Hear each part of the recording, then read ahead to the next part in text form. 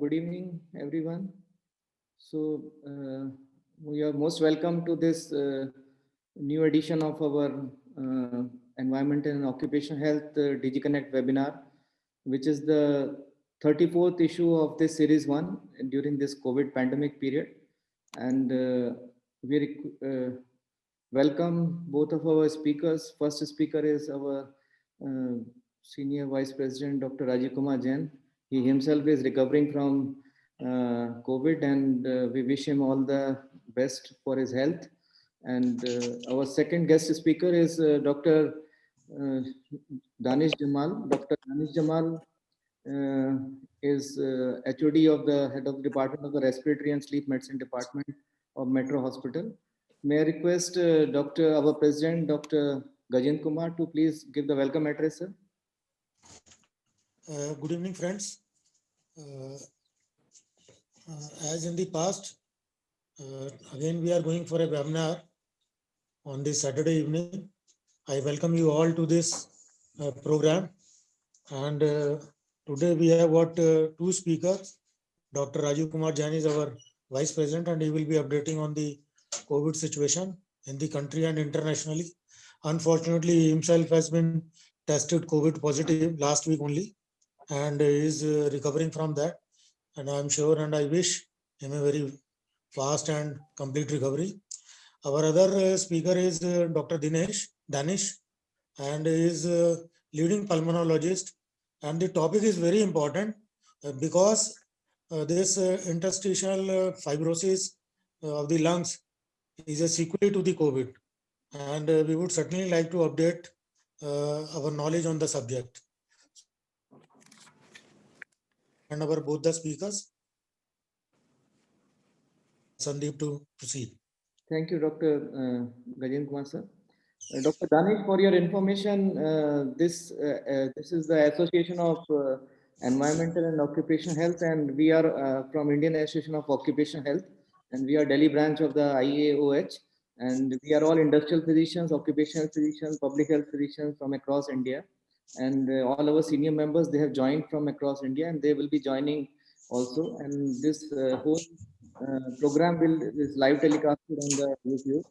So may I request Dr. Rajiv Kumar Jain to start his presentation, sir? And we'll get an update of the COVID situation right now, and then we'll see your. Good evening, friends. Today's COVID-19 EPID updates is at a very crucial juncture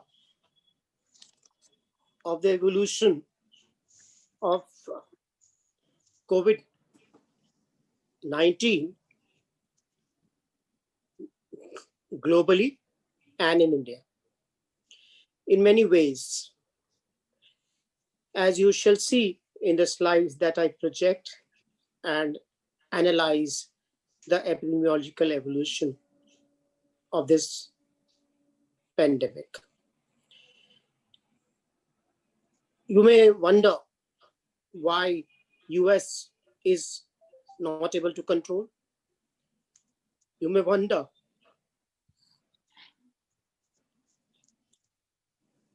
why India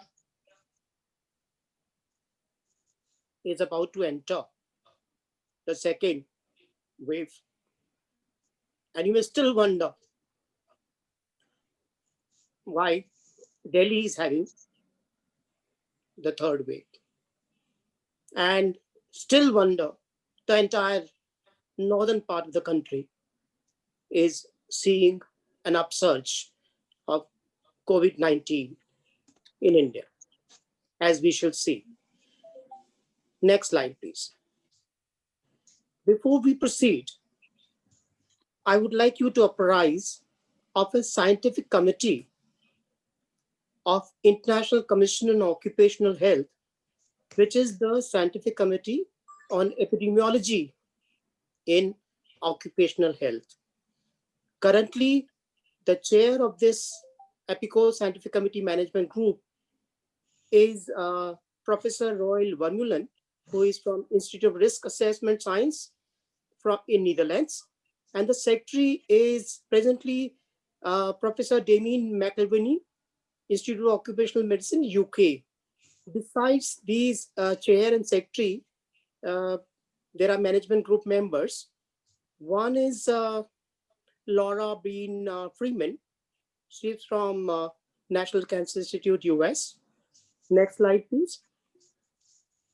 I'm also one of the management group members.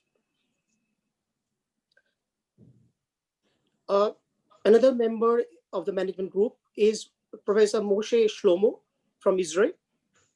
And next member, Professor Mary Schober-Bergin from France. And Professor Leslie Steiner from US, Chicago. This is the management group, and we discuss and deliberate through conferences, seminars, and webinars on epidemiological aspects of occupational health. It's as part of the International Commission on Occupational Health. In the end, I will tell you a little bit more about the event that is going to happen in December.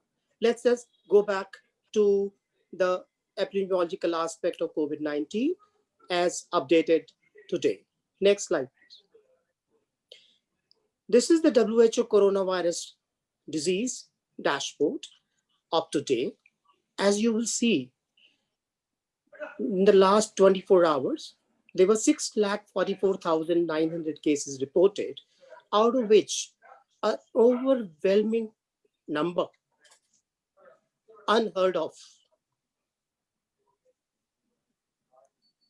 that is 184,000 from US.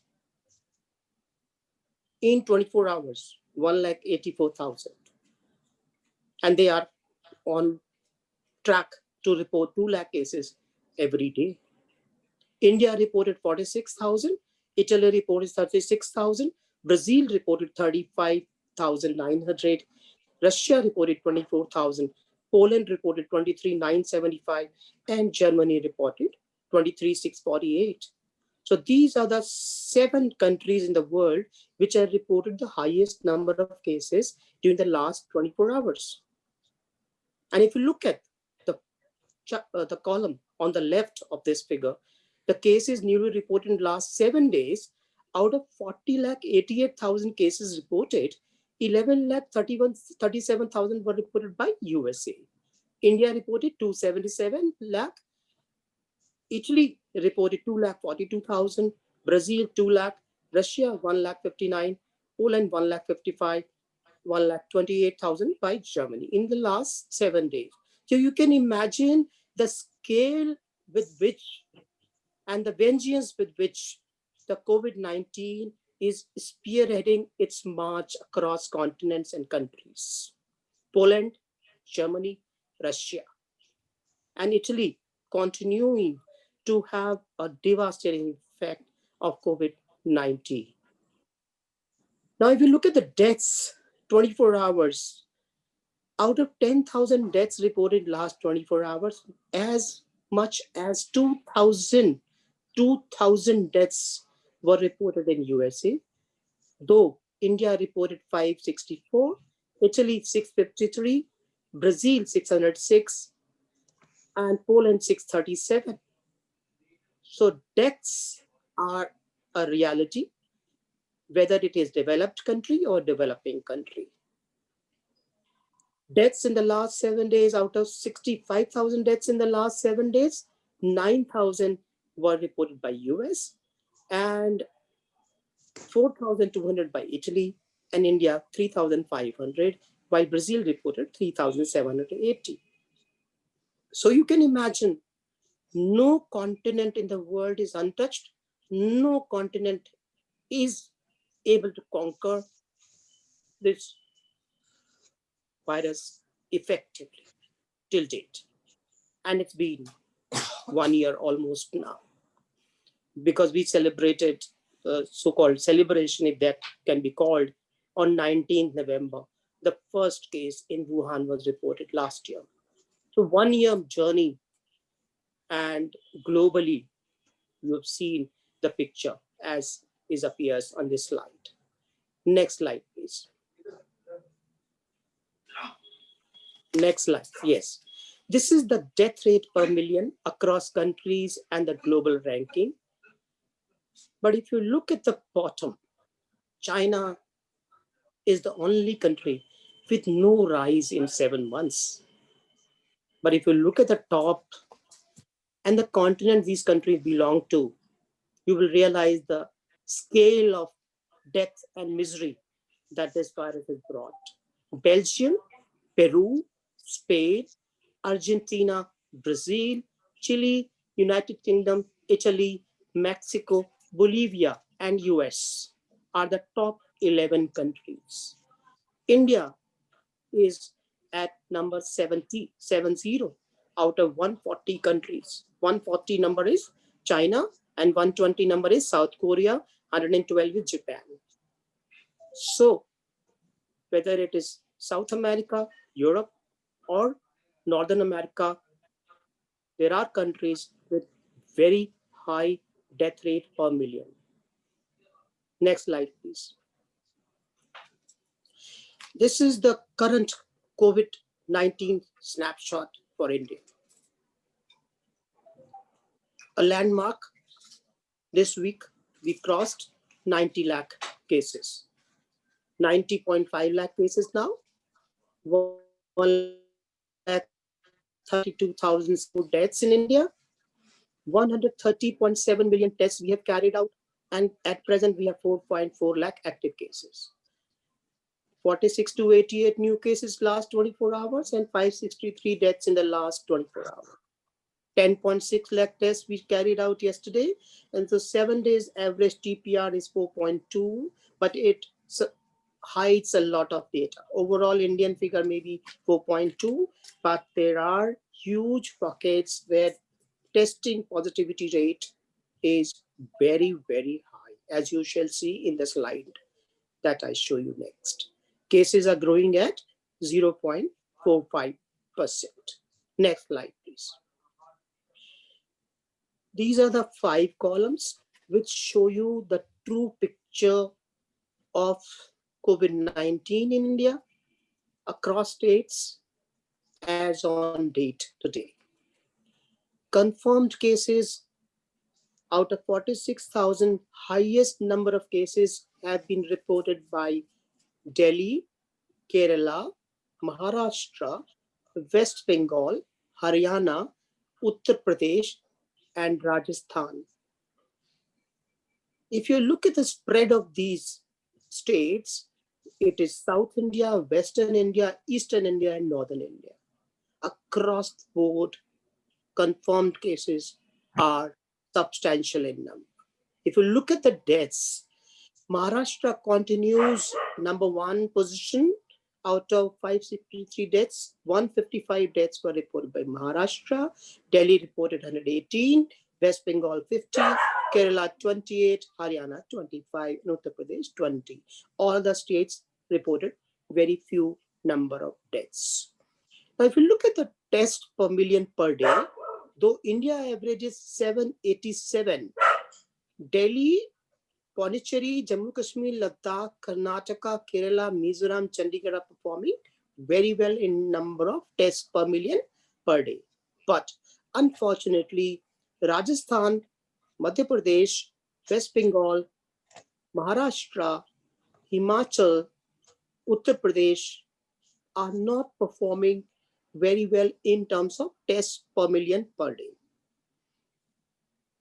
If you look at the 7-day average test positivity rate, Nagaland is reporting 19.2%, Himachal 19%, Sikkim 16%, Rajasthan 16%, Ladakh 13%, Delhi 12.9%, Haryana 12.2%, though India average is 4.2%. So there is substantial scope for increasing the test so that test positivity rate comes down to 5 or less. Now, if you look at the right side column, 7-day average daily growth, India is, as I told you earlier, 0.4%, but Himachal 1.8, Nagaland 1.4, Delhi 1.2, Haryana 1.2. Kerala 1.0, Rajasthan 1.0, Mizoram 1.0, Ladakh 0.9, Manipur 0.9, West Bengal 0.8 are few states where daily average growth is very, very high. You will realize most of these states are in the northern belt of the country where cold wave has just started, where the festival of Diwali has just been celebrated. So cold wave, pollution, and festival together. This is leading to a high daily growth in these states across North India and in the Western Rajasthan, Madhya Pradesh as well. Next slide, please. Now, this is a snapshot where we can see how 9 million cases have been reported in India and 132,000 deaths have been reported in India. The confirmed cases are in blue and active cases are in orange. The recovered cases are in green. If you see, there is a plateau in active cases. Deceased, if you look at the picture at the bottom, red. Daily new cases, if you look at, this is purple, but what you notice, the downfall has been now a plateau. In the middle, at around 40,000 to 45,000 cases, now they are stuck. It is not going down further, which is the first sign of the second wave in India. As we shall see in the days and months to come, which shall be led by Northern India,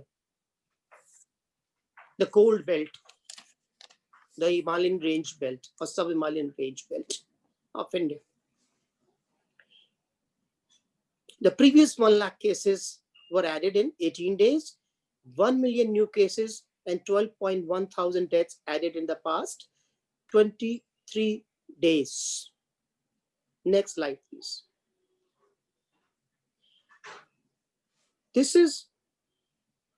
These are 4 graphs which shows trends in cases, deaths, and tests in India. If you look at the daily cases, steady fall in the 7-day average daily new cases seem to have halted for now, which is a very ominous sign, maybe the beginning of the second wave in India. Daily active cases, the orange chart, are still in the negative territory. It may go into positive territory shortly. Daily tests have averaged 9.3 lakh in the past 7 days, which were earlier 10.5. So there has been a slackening in terms of testing across the country. If you look at the daily deaths, it is approximately 500 and it is maintaining 500 figure for the last now more than 2 months. It is not going down. It is not going down, which is not also again a good sign. It may again show a rise because of the winter and more severe cases in the days and months to come. Next slide, please. This is a composite graph of growth of cases, growth of tests in red, test positivity rate in green, which is daily, and test positivity rate cumulative in yellow. Growth of cases in blue. Growth of tests has been slightly above that of cases at present. Daily test positivity rate 2% and has been 5% level for the last 30 days now. Only 5.88 crores, that is 45.4% of the 12.96 crore tests so far have been RT-PCR. Testing, whether RT-PCR or rapid antigen, need to increase significantly, and a proportion of RT-PCR need to increase significantly if really we have to make any impact. Next slide, please. This is the number of tests and reported cases, and it shows how disproportional the two figures have been. Maharashtra has reported 20% of all cases, while it did only 7% of tests. Very contrasting figure. 20% cases, 7% tests. So you can conclude that it is substantial underreporting of cases. Uttar Pradesh and Bihar, on the other hand, together did 22.4% of all tests, but reported only 8.3% of cases. So testing was very high, though the infection spread was low. So we can conclude that it appears tests are not done where it really matters. Tests are not done where it really matters. Next slide, please. These are the two graphs where we have shown the reported cases as percentage of total population, which is 1% to 2% range in most of South India. A good part of Central India and North India so far has only reported less than 0.5% of its population as COVID positive. So you can see the potential of infection that is remaining. So that this particular wave is going to be focused more on Central India and North India, as I told you, because of the temperature favoring growth of virus. Maybe lack of proper surveillance or ineffective testing or underreporting. Any of these possibilities are there. Next slide, please. Now we look at the mortality rate from COVID-19 across Indian states and union territories. On the left is the graph or the picture based on reported cases.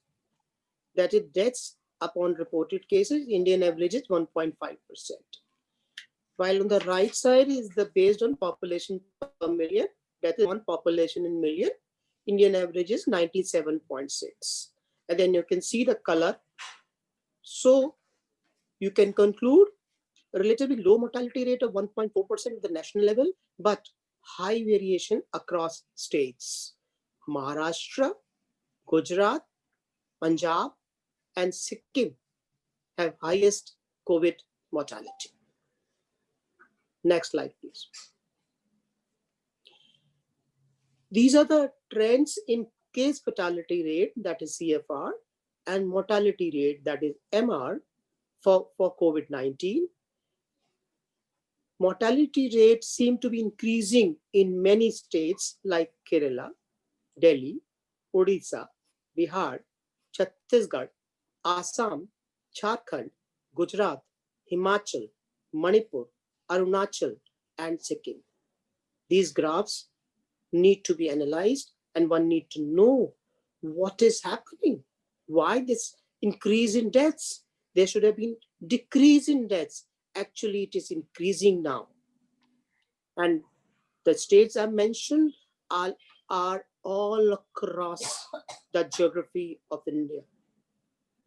Next slide, please. These are the variations in mortality rate, which becomes more stark as we go down to the district level. These are the 50 districts with highest mortality. What the total deaths? Top 25, Mumbai, 10,000, Delhi, 8,000, Pune, 7,000, Thane, Bangalore, Chennai, Nagpur, Kolkata. And in mortality rate, if you look at the variation, highest being Mumbai and Ahmedabad and Ludhiana and Sangli in Maharashtra and Kolhapur in Maharashtra and Sholapur in Maharashtra and Satara in Maharashtra and Thane in Maharashtra. These are the mortality rate, top 25 districts.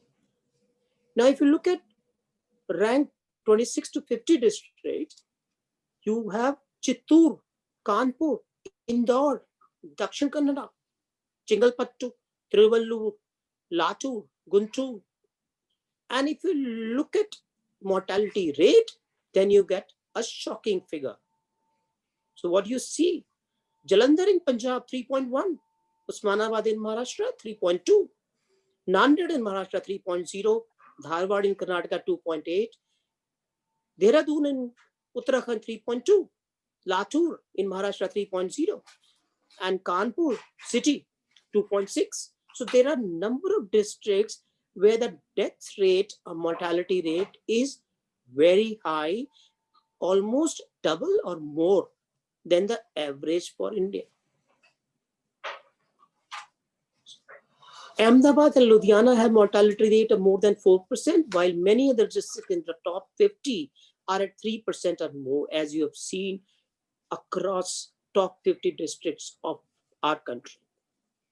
Next slide, please.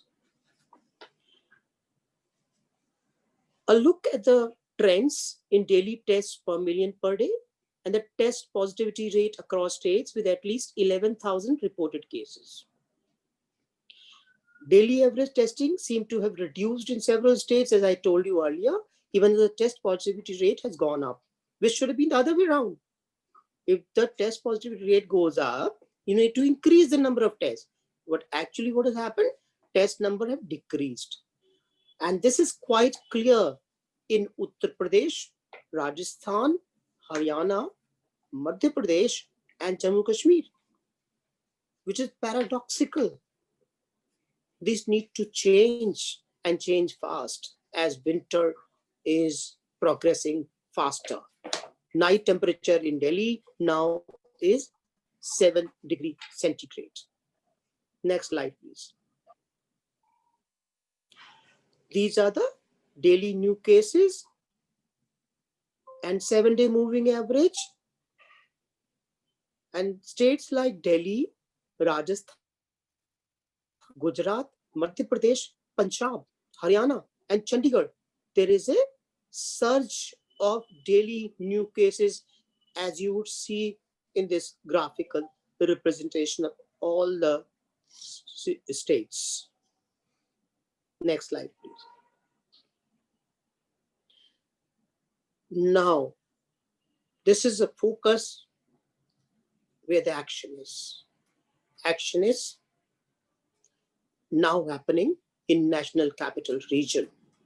Several districts in this region are seeing increasing number of daily new cases. Yet, testing has not caught up there.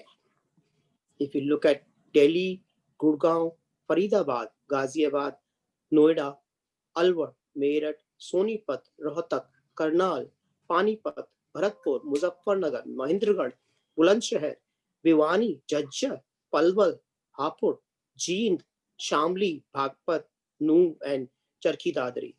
The graph is very reflective. Next slide, please.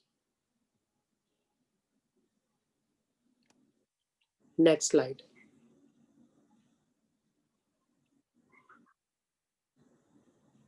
Next slide, please. Yes. So, 4 conclusions and 4 action points. India should ramp up testing significantly, whether PCR or antigen.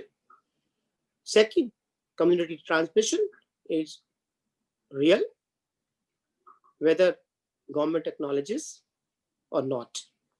Third, tracking and tracing extremely painstaking and costly at this scale. And fourth, increased testing help isolate more cases, track immediate contacts, and limits the spread. These are the 4 observations based on facts and epidemiological data across India that we have discussed today. Next slide, please. Now, as I told you earlier, the Scientific Committee on Epidemiology in Occupational Health shall be organizing 2 webinars on December 9 and 11, because EPICO was to be organized in Montreal, Canada during the same period. That has been postponed to 2021. And these 2 seminars, one will be on December 9, Wednesday, and second will be on December 11 on Friday. On December 9, EPICO Lifetime Achievement Award winner, Dr. Deborah Silverman from US National Cancer Institute will present a keynote lecture on diesel exhaust and lung cancer, a 20-year saga. And there will be 3 presentations by early career researchers whose abstracts have been rated highly by the EPICO 2020 Scientific Committee. On Friday, December 11, there will be presentations and panel discussion on the application of standardized tools to evaluate epidemiological studies for risk assessment, promises and pitfalls. And the speakers shall be from University of Bristol, Professor Jonathan Stern; from US Environmental Protection Agency, Dr. Chris Thayer; from International Agency for Research on Cancer, Dr. Mary Schauber-Berrigan; and from Brown University, Dr. David Savitz. So save the dates and attend these 2-hour sessions, which will be free, but require pre-registration. So do register, and you could, if you miss any of them, they shall be recorded and available on demand for some time after these dates. I must thank you all for patient listening about this crucial aspect of epidemiology of COVID-19 as on date. Thank you so much. Thank you, Dr. Rajiv, for giving the update of this COVID situation across the globe. And really, the COVID is still not under control, and a lot of, although the number of cases are reducing, but the number of deaths and the panic which is there, the availability of the beds which is not there in the hospitals, and the people are suffering. So it gives a overall picture of the COVID situation. And in this scenario, despite you yourself being positive, you have given us time to get ourselves updated regarding this COVID situation. So thank you very much, Dr. Rajiv sir. Now our next guest speaker is Dr. Danish Jamal. Dr. Danish Jamal is head of the Department of the Respiratory and Sleep Medicine from Metro Hospital, Faridabad. And his topic of deliberation will be diagnosis and management of idiopathic pulmonary fibrosis and systemic sclerosis associated with interstitial lung disease. So this topic is very important for every one of us, especially the pulmonary pathologies are very important right now, because in this COVID situation, the maximum problems which are occurring is because of the respiratory involvement only. And for the information to all participants, let me introduce Dr. Jamal. Dr. Jamal is profound specialist in the field of respiratory and sleep medicine, and he did MD in pulmonary medicine from Vallabhbhai Patel Chest Institute, University of Delhi. Prior to joining to Metro Hospital, he was associated with QRG Health City, Faridabad, as senior consultant in respiratory and sleep medicine department. His areas of specialty are respiratory disease, tuberculosis, and sleep medicine. And he is consultant head of the pulmonary and critical care Sarvodaya Hospital Group of Multi-Specialty and General Hospitals, Faridabad. He was program director at American Heart Institute, a regional training center, consultant and head of the Department of Pulmonology, Sarvodaya Multi-Specialty and General Hospitals, consultant pulmonary medicine and head of the sleep center, King Fahad Hospital, Ministry of Health, Government of Saudi Arabia, Riyadh, and European Respiratory Research Fellow, and senior resident. He was senior resident in respiratory medicine, tuberculosis, and critical care at Lala Ram Sarup Institute of Tuberculosis and Respiratory Disease. and his special interests are in respiratory disease, tuberculosis, and sleep medicine. So, Dr. Jamal, you're most welcome to share your presentation, share your screen, and you can start your presentation. And it's a great pleasure for every one of us to listen to you, and we'll have a lot of questions from you, being a pulmonologist and especially the expert in this particular field. So you can start, Dr. Danish. Thank you so much for your dear and kind words, Dr. Sandeep. And without much ado, I would like to stop and talking about myself and start talking about the topic. Yeah. So, as we all know, at this COVID time, we really have been neglecting our primary respiratory patients because of the large COVID burden that we are looking at this point in time. Unfortunately, these interstitial lung diseases are in presentation quite similar to, at least the imaging is quite similar to what in interstitial lung disease, as we were telling a little earlier. So some of the opacity, some of the changes that are seen on the HRCT can be quite misleading, and sometimes patients with interstitial lung disease are actually being tested and being treated as a COVID-19 patient. But the predominant differences we'd like to talk about and then try to classify and then go back again to COVID-induced ILD. So what happens with COVID is that it causes acute interstitial inflammation as well, parenchymal inflammation, ARDS, and subsequently, once the COVID has gone into a non-replicating state, it leaves behind essentially fibrosis, which is quite similar to what we've seen in other interstitial lung diseases, and essentially it is classified as an ILD as well, as we were talking earlier. However, we need to still differentiate, because in the coming times, we shall see a lot of patients who had COVID coming with post-COVID lung fibrosis behaving as interstitial lung diseases. So it is important that all of the clinicians look forward, and once this COVID pandemic will start receding, then we'll have a lot of patients coming in with post-COVID lung fibrosis. So post-COVID lung fibrosis has some particular features which is different from our typical interstitial lung diseases. And as I shall be selling now, we shall be able to see some of these features and try to differentiate how a typical idiopathic pulmonary fibrosis looks like. How does other interstitial lung diseases look like? What are the causing factors of these diseases? And how does a COVID-induced interstitial lung disease look like on a CT imaging, and history and examination features also we shall be analyzing soon. So I request you to please start with the slides so that we can start without further ado.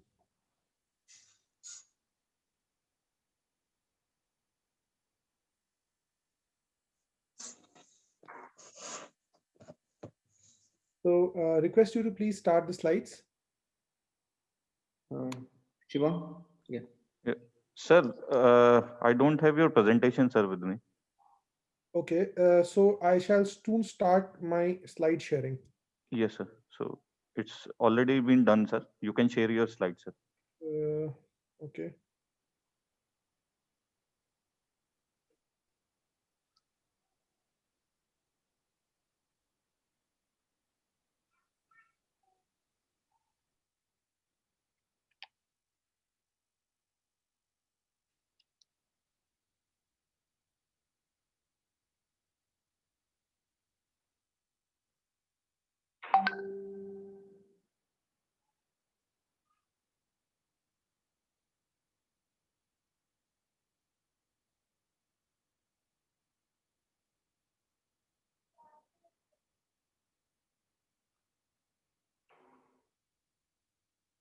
Meantime, in the post-COVID scenario, this post-COVID syndrome will be a reality, and because of the rise in the inflammatory markers in the blood and in the body of the recovered patient, uh, so all these problems will be there in the post-COVID scenario, especially the lung involvement, joint involvement, and if the organs are affected because of these inflammatory markers, or the D dimer is raised or some coagulation profile is disturbed, then definitely the end organ damages will be there. And even in mild cases, we are seeing a lot of post-COVID fatigue, and breathlessness and joint pains, even psychosocial problems, psychological problems are also being uh, encountered in these patients. So instead of being casual in our attitude towards COVID, seeing the scenario, it is rather better to get ourselves tested as early as possible in this influenza season and this cold wave, which Dr. Rajiv has already told. In the northern hemisphere, this cold wave will be there. So it is better to get ourselves tested when the virus is in our sinuses or in our throat. Dr. Danish, you're ready? I can't actually upload the slides onto the slide deck. You can share your, you can share. Yes, Yes, you can see now. You can put it in the PPT mode, yes. yes, I've done that. So let's start. So we shall be talking about the diagnosis, monitoring, and treatment of idiopathic pulmonary fibrosis and systemic scleroderma associated interstitial lung disease. What are the current concepts and challenges? That is the topic that I am talking about. And I will also talk a little bit about COVID-induced lung fibrosis. So let us talk about idiopathic pulmonary fibrosis. So friends, there are two types of lung diseases. One is the pulmonary lung disease. Then there are extrapulmonary lung disease involving the chest wall and musculature. Then there are those that predominantly involve the lung itself. Those can be divided into two parts. One, those affect the airways, which are essentially obstructive airway diseases. And then there are parenchymal lung diseases. So parenchymal lung diseases basically consist either of pneumonias or interstitial lung diseases. So what does an interstitial lung disease mean? An interstitial lung disease means essentially a disease that involves the alveoli and the surrounding interstitium. So that is what predominantly interstitial lung disease means. Then these are called ILDs or interstitial lung disease. They can be or sometimes called as DPLDs or diffuse parenchymal lung diseases. The most common cause or the most prevalent cause among all of this is idiopathic pulmonary fibrosis. So idiopathic pulmonary fibrosis, as the name suggests, is idiopathic in nature, and it is accounting almost for the vast majority, about 60 to 70% of all causes of interstitial lung disease. So what would be the other causes of interstitial lung disease? There are so many. For example, they can be drug induced. They can be as a result of connective tissue disorders. They can be as a result of occupational exposure. They can be as a result of tuberculosis. They can be as a result of sarcoidosis. They can be as a result of exposure to certain chemicals, and they can be as a result of post-infectious, for example, COVID-induced fibrosis. All of these are interstitial lung diseases. However, as idiopathic pulmonary fibrosis is the most important cause and the most prevalent one, let us start about the diagnosis of idiopathic pulmonary fibrosis. So how does idiopathic pulmonary fibrosis present? It typically presents in patients who are more than 60 years of age and predominantly present themselves within 2 to 3 years history. That is, there is a short history. And why is there a shorter history? The reason why there is a shorter history because within 2 to 3 years, these patients can develop a respiratory failure, and 4 to 5 years is when they start developing a need of oxygen therapy. So the all-cause mortality due to respiratory failure among patients with idiopathic pulmonary fibrosis is very high. Even 5-year mortality sometimes reaches 40% to 60% in patients with idiopathic pulmonary fibrosis. And we do have very limited treatment options for this disease, and therefore this is a serious disease. Research is ongoing, and there is no well-defined therapeutic treatment for idiopathic pulmonary fibrosis. But at this point in time, we are really looking at a very promising future in terms of treatment options for this disease. So this is an orphan disease. The prevalence has been estimated to be about 14 to 27 and a half cases per 100,000 in the American cities, and is about 1.25 to 23 and a half per 100,000 patients in Europe. However, there is no particular data available on the prevalence of IPF emanating from India. But whatever studies are available, wherever be the data of all idiopathic lung diseases, this is ILD, IPF accounts for about 30 to 45% of total pool in India on average, and this also is an underreported data. If overall you look at the real picture, we would be looking at about 60% of all patients of interstitial lung diseases would actually be having idiopathic pulmonary fibrosis. However, because of lack of proper diagnosis, proper tools for diagnosis, and proper screening for idiopathic pulmonary fibrosis, that we look at a poor prevalence data that is available from India. So as you can see, many people have reported, Jindal et al. Have reported that about 46% of all ILD patients would be idiopathic pulmonary fibrosis. Sharma et al. Have reported lower prevalence, about 28%. Maheshwari et al. Have reported a female preponderance with a 41 to 35 ratio, but essentially it is about 1:1. There is no sex predilection mostly seen worldwide. However, there is a definite predilection for an age more than 60 years. So essentially, we are looking at a disease which is very prevalent among all interstitial lung diseases. And how do we look at it?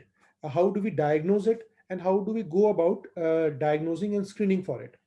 So basically, there are typical clinical features that we look at when we are diagnosing a patient with initially an interstitial lung disease and then classify it as an idiopathic pulmonary fibrosis. So, friends, the initial clinical features would be a person who is typically more than 55 to 60 years of age and persistent dry cough, along with progressive breathlessness, which is non-diurnal, and this cough has got no diurnal variation, that is a strain in the morning, which is essentially non-productive in nature, and the breathlessness is typically unrelenting, that is no diurnal variation, no seasonal variation, and it is unrelentingly progressive in nature. And within 1 to 2 years, with or without diagnosis, we see a dyspnea that has progressed from an MMRC, that is Modified Medical Record Council dyspnea, when on mild or on large amount of or a more severe exertion, to a dyspnea which is even happening when they are dressing or changing clothes within a 2 to 3 year span of time. And despite treatment, we are looking at a progression of dyspnea at a rate of more than the FEC or the FE1 decline is more than about 300 ml per year. So this is a disease which is bad and therefore requires early diagnosis and treatment. So as you can see, we need to go ahead and do a histopathology or at least a radiology evaluation in patients who are more than 60 years of age and are presenting essentially with features of dry cough and progressive dyspnea. And examination reveals clubbing. So a very common feature of clubbing is there for patients with UIP pattern or an IPF diagnosis. So these patients up to the tune of 60% will have clubbing. So earlier in the classical teaching that we used to have in our medical schools, we would be told that the most common cause of clubbing is essentially lung abscess and bronchiectasis. However, the situation in contemporary times has changed to a large degree, and today idiopathic pulmonary fibrosis is the most common cause actually of clubbing in India and worldwide as well. So if you look at figures, we can easily see that patients with idiopathic pulmonary fibrosis will have a lot of clubbing in all feet, upper limb as well as lower limb, and will have bibasilar velcro crepts. What does a velcro crept mean? It means essentially if you auscultate these patients, especially at the bases and posteriorly, you will find creps emanating would be similar to that of a velcro. Okay, so that is what the situation is like, and they would all be having progressive dyspnea and unrelenting dyspnea, and you will all have dry cough, which is progressive in nature, and they can have very lot of trouble, and the history is short. And typically these patients are around 60 years of age when they start to present, and mostly within 6 months to 1 year they will have severe dyspnea and they would present to their physician. Unfortunately, these would be treated as tuberculosis, they would be treated as asthma, they would be treated as COPD, and they would not be able to get a CT scan, which is the predominant and the most important modality of initial diagnosis as per the Fleshner and the ATS-ERS Combined Society guidelines for management and diagnosis of idiopathic pulmonary fibrosis. So as I said, the diagnosis of IPF requires this clinical history, and in this setting, if we do a high resolution CT imaging, that would be the main diagnostic modality. In addition, supportive evidence would be taken up, and prognostic also would be lung function testing or PFTs. So let's start with HRCT imaging. What does an HRCT imaging of these patients look like? There would be features, and I'll show you to soon. I will be showing that to you on the screen. These would be honeycombing, traction bronchiectasis, and traction bronchiolectasis. In and sometimes there would be a little bit of ground glass opacities. Further, these honeycombing and traction bronchiectasis would be typically located in the lower lobes, around the bases, and also subpleurally.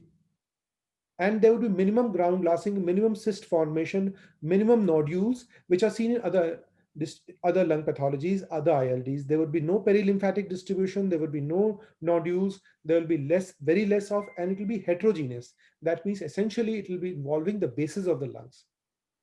So an early and accurate diagnosis is very important, as I told you, this is a serious disease, and if timely diagnosis is not made, then these patients are prone to very early development of severe fibrosis and severe respiratory failure requiring oxygen and complete immobilization and very early untimely death.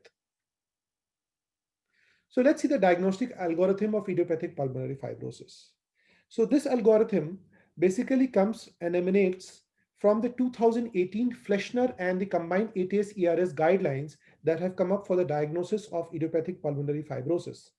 So let's say a patient comes to us with a suspected features of IPF. So what would these be? These would essentially be a patient coming with a 60-year age and presenting to us essentially with a dry cough and progressive dyspnea, where we would also like to exclude other causes like drug exposure, like environmental exposure, like industrial exposure, like exposure to dusts and pneumoconiosis exposure, industrial exposure, as well as industry and crusher and exposure to pneumoconiosis like causing agents.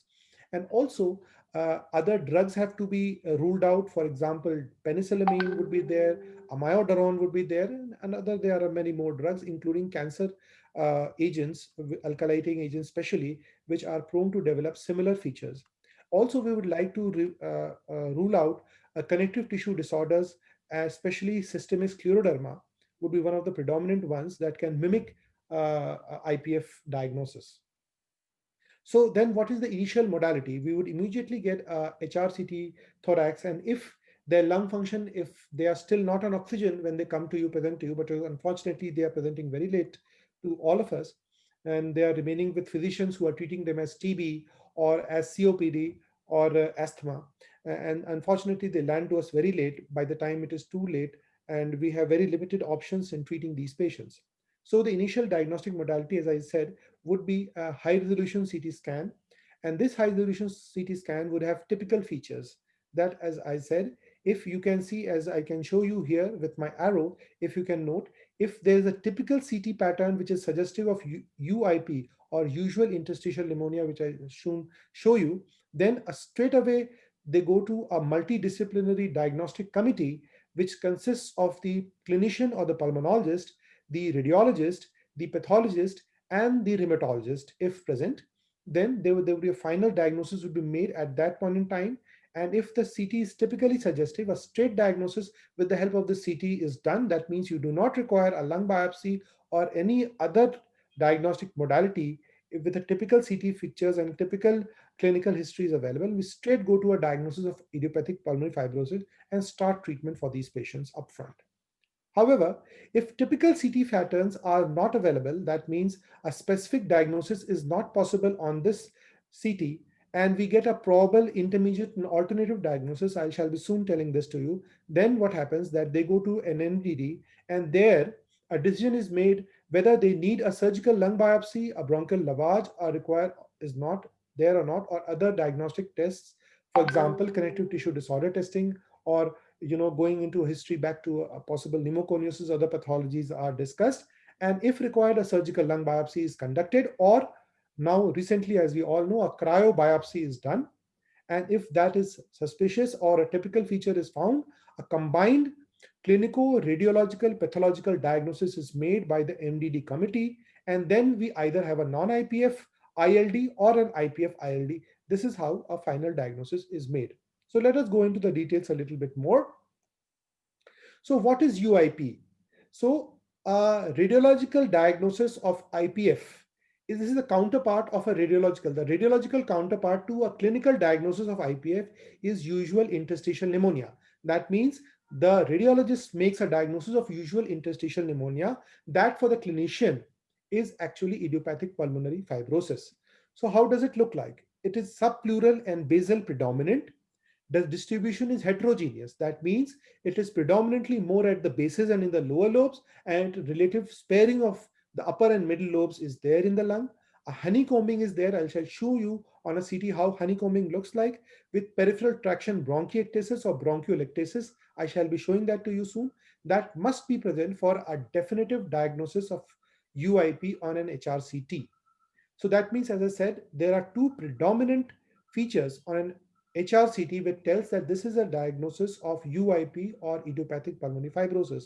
One, honeycombing. Two, peripheral traction bronchiectasis or bronchiolectasis.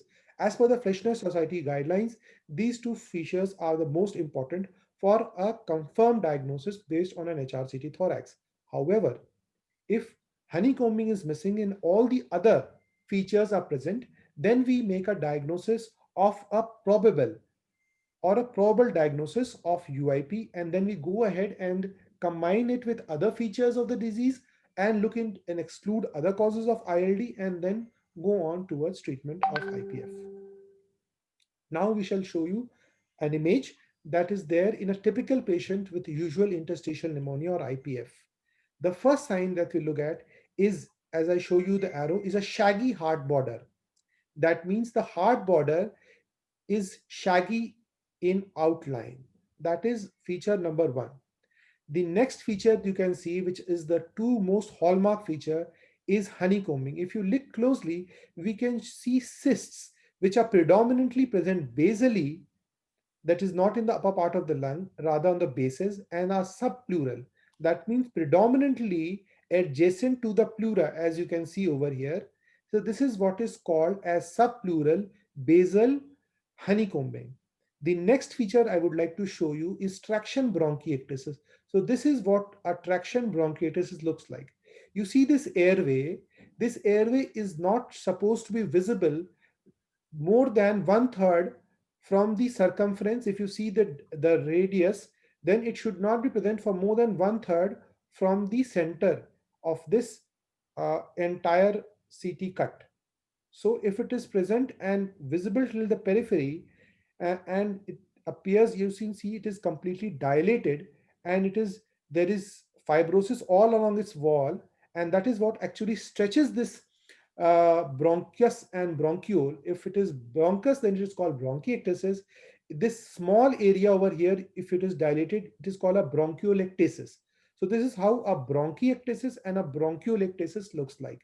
So these two hallmark features, if present, they straight away are diagnostic of usual interstitial pneumonia by a radiologist, and as a diagnosis of IPF by the clinician in presence of a suitable age and a suitable clinical background history of cough, progressive dyspnea, and bibasilar crepitations on a examination via auscultation, along with clubbing. So let's go forward. So now we will talk about another type of a pattern, or an NSIP, because as I shall talk, we shall talk about systemic scleroderma, where the pattern is essentially that of an NSIP. So what is this pattern about? We are talking about a radiological pattern, okay, not a clinical pattern. The UIP pattern I just showed you before in the previous slide, and now I shall tell you what is an NSIP pattern. NSIP stands for non-specific interstitial pneumonia. Okay, as the name suggests, it is non-specific.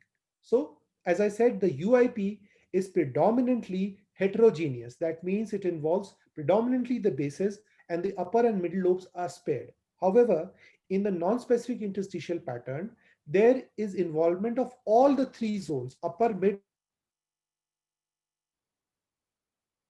portion. Also, there is a lot of ground glassing seen.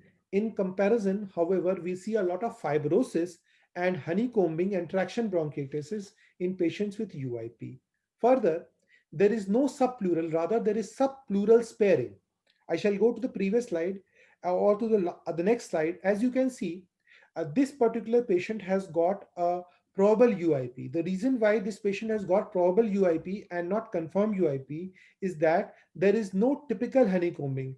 Maybe one or two areas here, but if you see these areas, there are no typical areas of honeycombing. However, there is traction bronchiectasis. As you can see over here and here and here and here and here, this is bronchiectasis. These are bronchus which are dilated, and these make a diagnosis of traction bronchitis along with a lot of reticular uh, opacities, as you can see, and also a lot of fibrotic areas. The amount of ground glassing, these are areas of ground glassing, these are typically also there, and that is why a diagnosis of probable UIP is there in this particular patient. But on the contrast, if you look at the right side over here, in this patient there is subpleural involvement is definitely there. But in this particular patient, as you can see, the subpleural area is relatively spared. So because of this subpleural sparing, a diagnosis of NSIP is made. But this is a patient with fibrotic NSIP. As you can see, there's a lot of interstitial opacities, fibrotic opacities, reticular markings, which is typical of fibrosis and is a fibrosis predominant kind of an NSIP. So as I said, the NSIP pattern, there is no obvious gradient from upper lobe to lower lobe. It is essentially homogeneous. While a patient with UIP with heterogeneous presentation with lower lobe involvement, in patients with NSIP, there will be more of ground glass opacities, while in patients with usual interstitial pneumonia, will have more of honeycombing, as I told you. There you have different kinds of nodules would be seen in patients with NSIP, upper lobe, middle lobe. In perilymphatic distribution, you can see, or you can see in irregular random nodules can be there in patients with NSIP, while traction bronchiectasis would be most often seen in patients with usual interstitial pneumonia. Patients with NSIP pattern will be more likely less than 50 years of age. However, in patients with probable UIP and definitive UIP, patients would be mostly more than 60 years of age.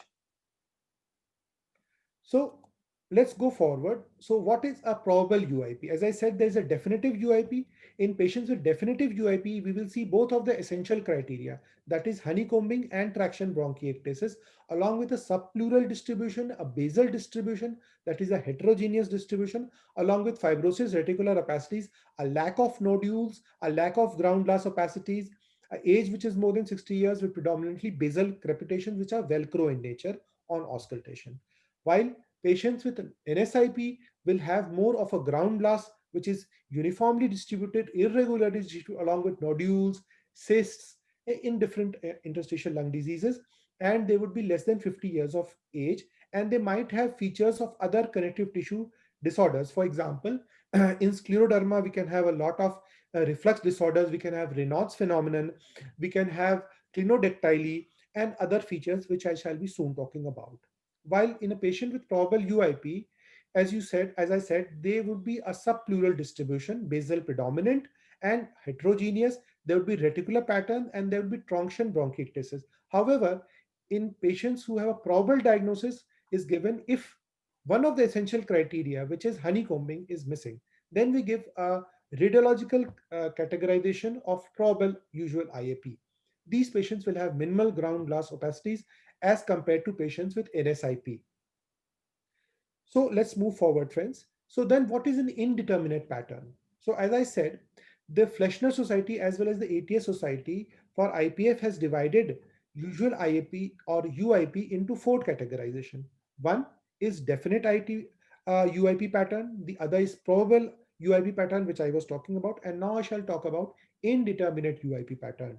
And then alternative non-UIP pattern I shall be soon talking about. So what is indeterminate UIP pattern? Indeterminate pattern, UIP pattern means there is still a subpleural and basal predominant distribution of this fibrosis as well as reticular opacities, but and also of the ground glass opacities. There is predominantly lower lobe involvement, there's predominantly subpleural involvement, but they have more ground glass opacities and they do not have any honeycombing or traction bronchiectasis. And that is the why they are categorized now as indeterminate.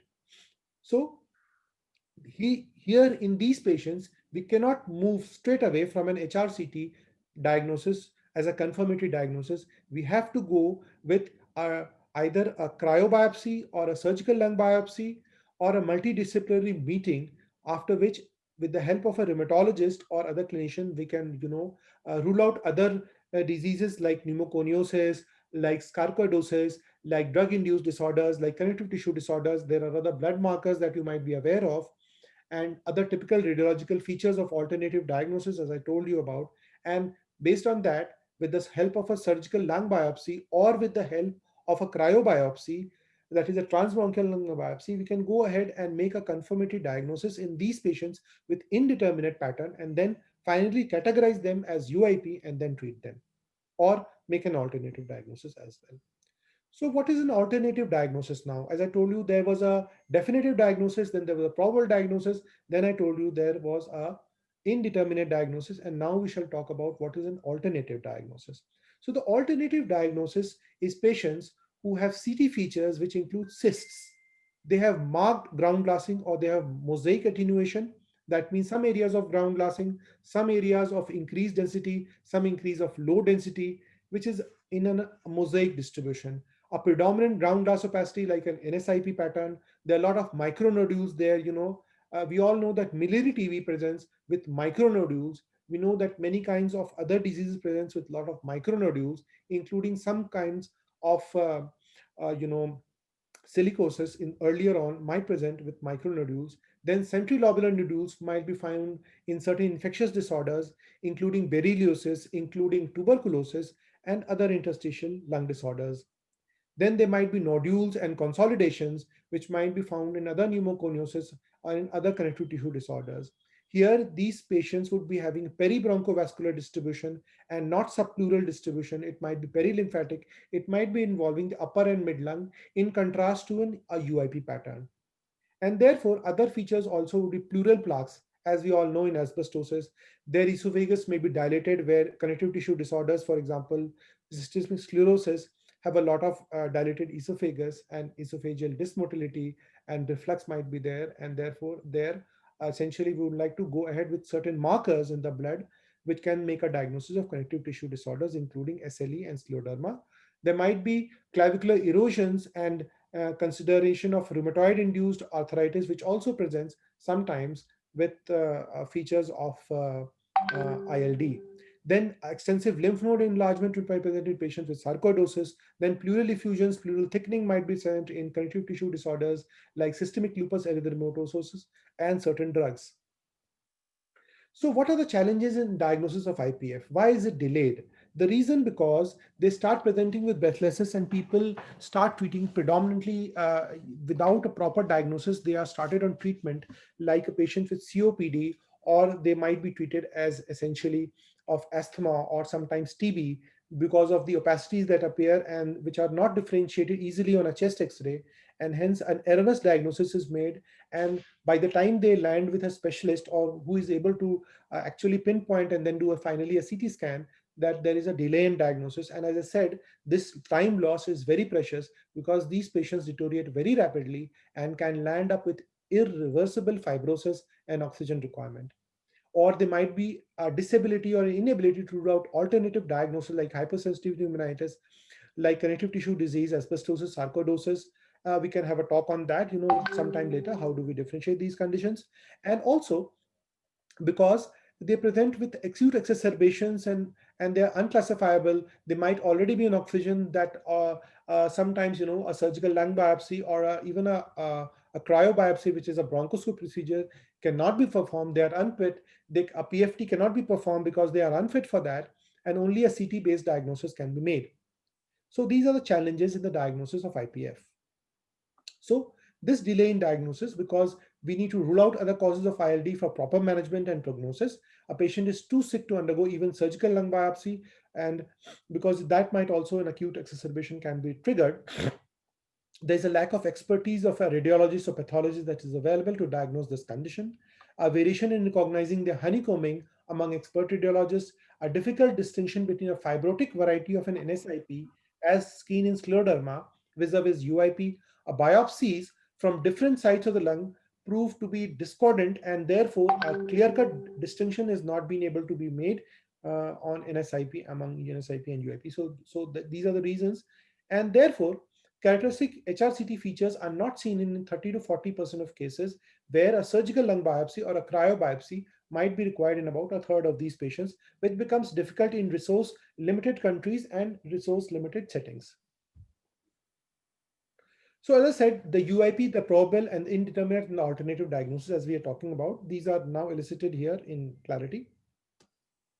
So as I said, along with the HRCT pattern, we sometimes need a histopathology pattern, and a combined picture makes us a comfortable diagnosis, and then we go ahead and treat that particular patient.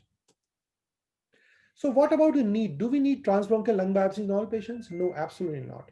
About 80% of these patients will not require a transbronchial lung biopsy or a surgical lung biopsy. Why is that? Because most of these patients will have a typical diagnostic feature on an HRCT thorax, which is enough for the diagnosis, and we shall not be requiring any transbronchial lung biopsy or a surgery invasive procedure.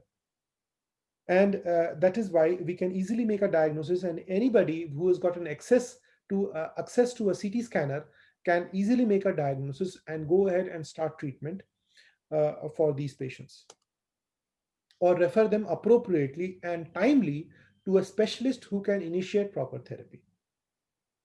So that is also very important, because this is a serious disorders, and failure to recognize a timely interventions in these particular diseases can be really challenging and can be really bad for that particular patient.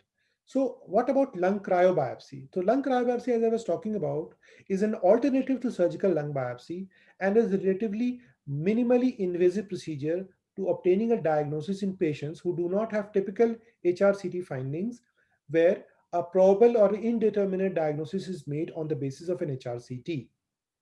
So in these patients, there's a procedure which is entirely bronchoscopic, where a special type of a device called a cryoprobe, which carries liquid nitrogen and is able to produce balls of snow once they are inserted into the lungs via the scopes, and then they are plugged out, that through which, with the formation of these ice crystals or a snowball, we are able to pick out a large chunk of lung tissue, and that gives the exact picture after a histopathology is done on these patients, and that obviates the need of a surgical lung biopsy.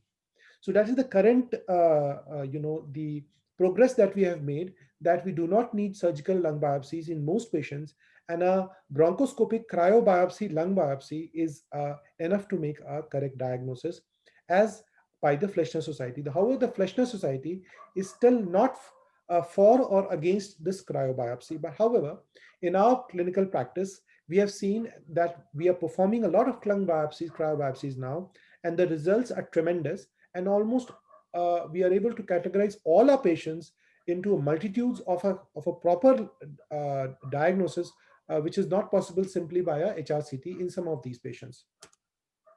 So MDD, which is a multidisciplinary diagnostic committee, is very helpful, because as I said, we do require a pathologist, a radiologist, and a good clinician, a rheumatologist, or a trained pulmonologist who can make a proper diagnostic decision making to guide final diagnosis and treatment. So now we shall talk a little bit about systemic sclerosis induced interstitial lung disease. So this is a kind of an NSIP. As I told you earlier, we have two predominant patterns. There are other patterns as well, but one is a UIP pattern, as I talked about, which is the predominant pattern in patients with IPF. Now, patients with systemic scleroderma, which is a multi-system disease and essentially is characterized by autoimmunity, predominantly vessel-induced vessel injury. That means this autoimmunity causes a lot of endothelial lung injury inside the lungs, as well as systemically, and this leads to ongoing vascular injury and endothelial and then lung epithelial injury, and then ultimately a lot of inflammation and multiple cascades of cytokines are being released that ultimately trigger a fibrotic response, which leads to lung fibrosis and other manifestations that I'm going to show to you right now. So what are these? As I told, autoimmunity leads to a lot of vasculopathy and vascular injury. There is inflammation, and ultimately there is fibrosis. So what are the potential manifestations? The potentially threatening, life-threatening manifestations are predominantly lie in the lungs, where you develop interstitial lung disease. As I said, there's a lot of vascular involvement. Therefore, there's a lot of pulmonary artery involvement and pulmonary arterial hypertension, especially with the ongoing hypoxemia that these patients develop. And there is pulmonary vasoconstriction, as well as muscular hypertrophy of the vessels, and there is endothelial damage and endothelial vasculopathy, which happens, leading to a lot of pulmonary artery hypertension that leads ultimately to cor pulmonale and heart failure. There will be a lot of gastrointestinal symptoms. There's a lot of esophageal dilatation. There will be reflux because of poor low esophageal tone, and patients might also have diarrhea predominant disease. There's a lot of heart disease involvement. They might have patients might have a lot of arrhythmias. They might have cardiomyopathy, restrictive cardiomyopathy essentially, and patients again have a possibility of myocarditis as well, and then they land up with cardiac failure, or there is heart failure. A lot of brain involvement, fatigue, depression, anxiety, and there is something which is called as a scleroderma induced renal crisis, which is seen in about 5 to 10% of patients, which is potentially lethal. It is characterized by malignant hypertension and acute renal failure, resulting in sometimes need for dialysis as well. So this is again a very serious involvement of these patients with systemic sclerosis. Then, as we all know, there is Raynaud's phenomenon happening, and that helps in the initial diagnosis. The initial, there is, even before ILDs and other pathologies start to develop, they have a pre-existing chances to develop Raynaud's phenomenon. That is, has been seen that patients who are completely asymptomatic, the initial manifestation may be a Raynaud's phenomenon. So what is a Raynaud's phenomenon? A Raynaud's phenomenon essentially, once we put our hands in cold areas or dip into cold water, our hands, that is predominantly the lower extremities and the palms, will develop whitish discoloration initially, then they would turn blue and will be painful, and then they finally turn red.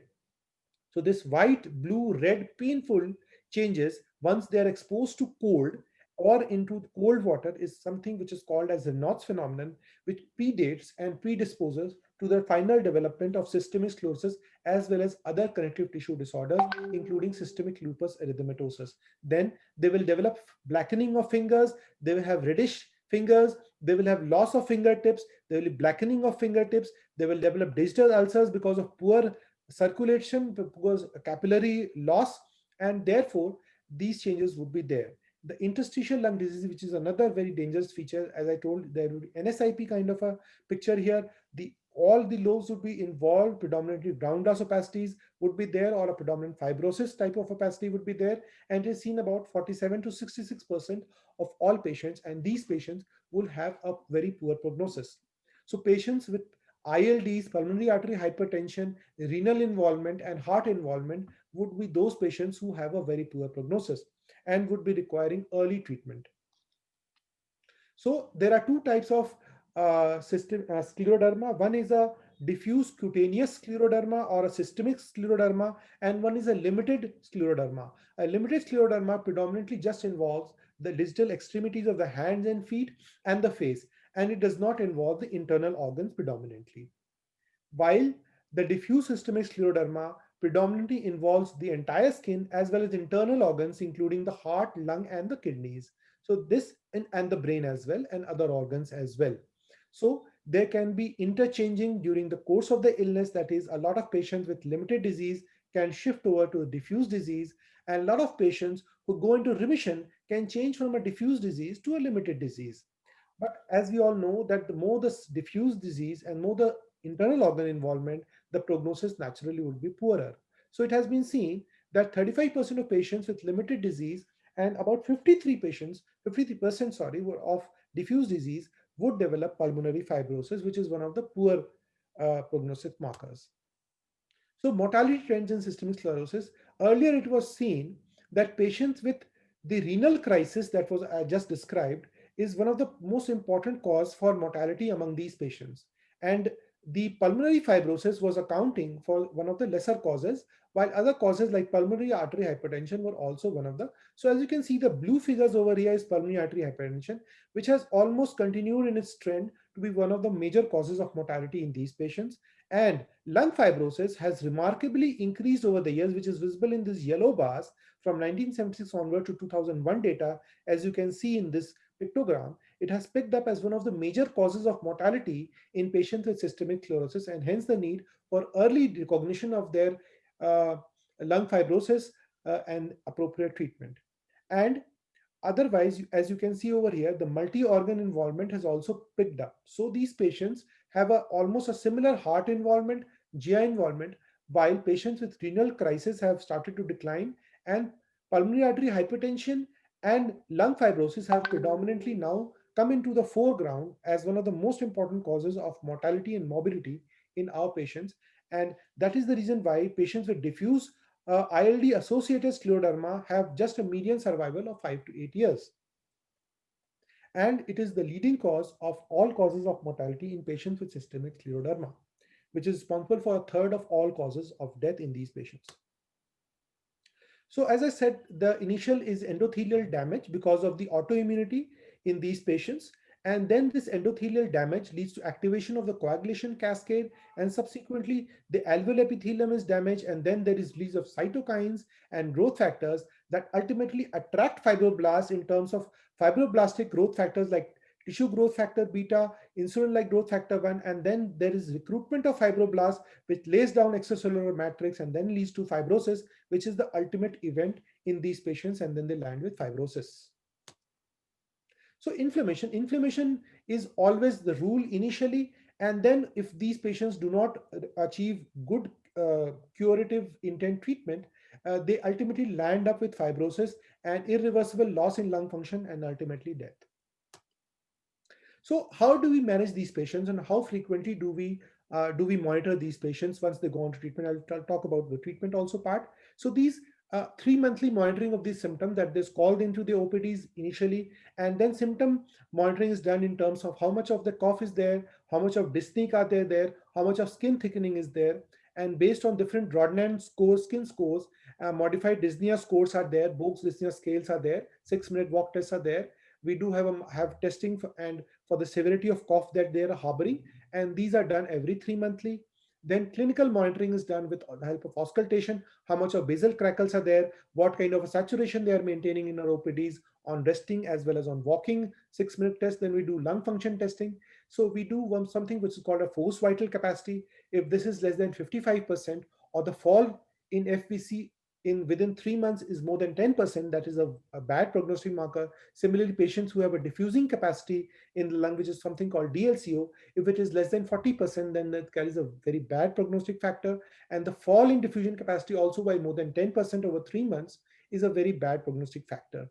Similarly, we keep monitoring at least initially 6 monthly and then annual. We do a CT scan to find out how much of ground glass opacities do they have, or are they landing up predominantly now with a fibrosis, initially an NSIP pattern, then they grow up with the probability of a UIP pattern, what is the fibrosis score they are having on the CTs, and that helps in diagnosing and prognosticating and treating these patients.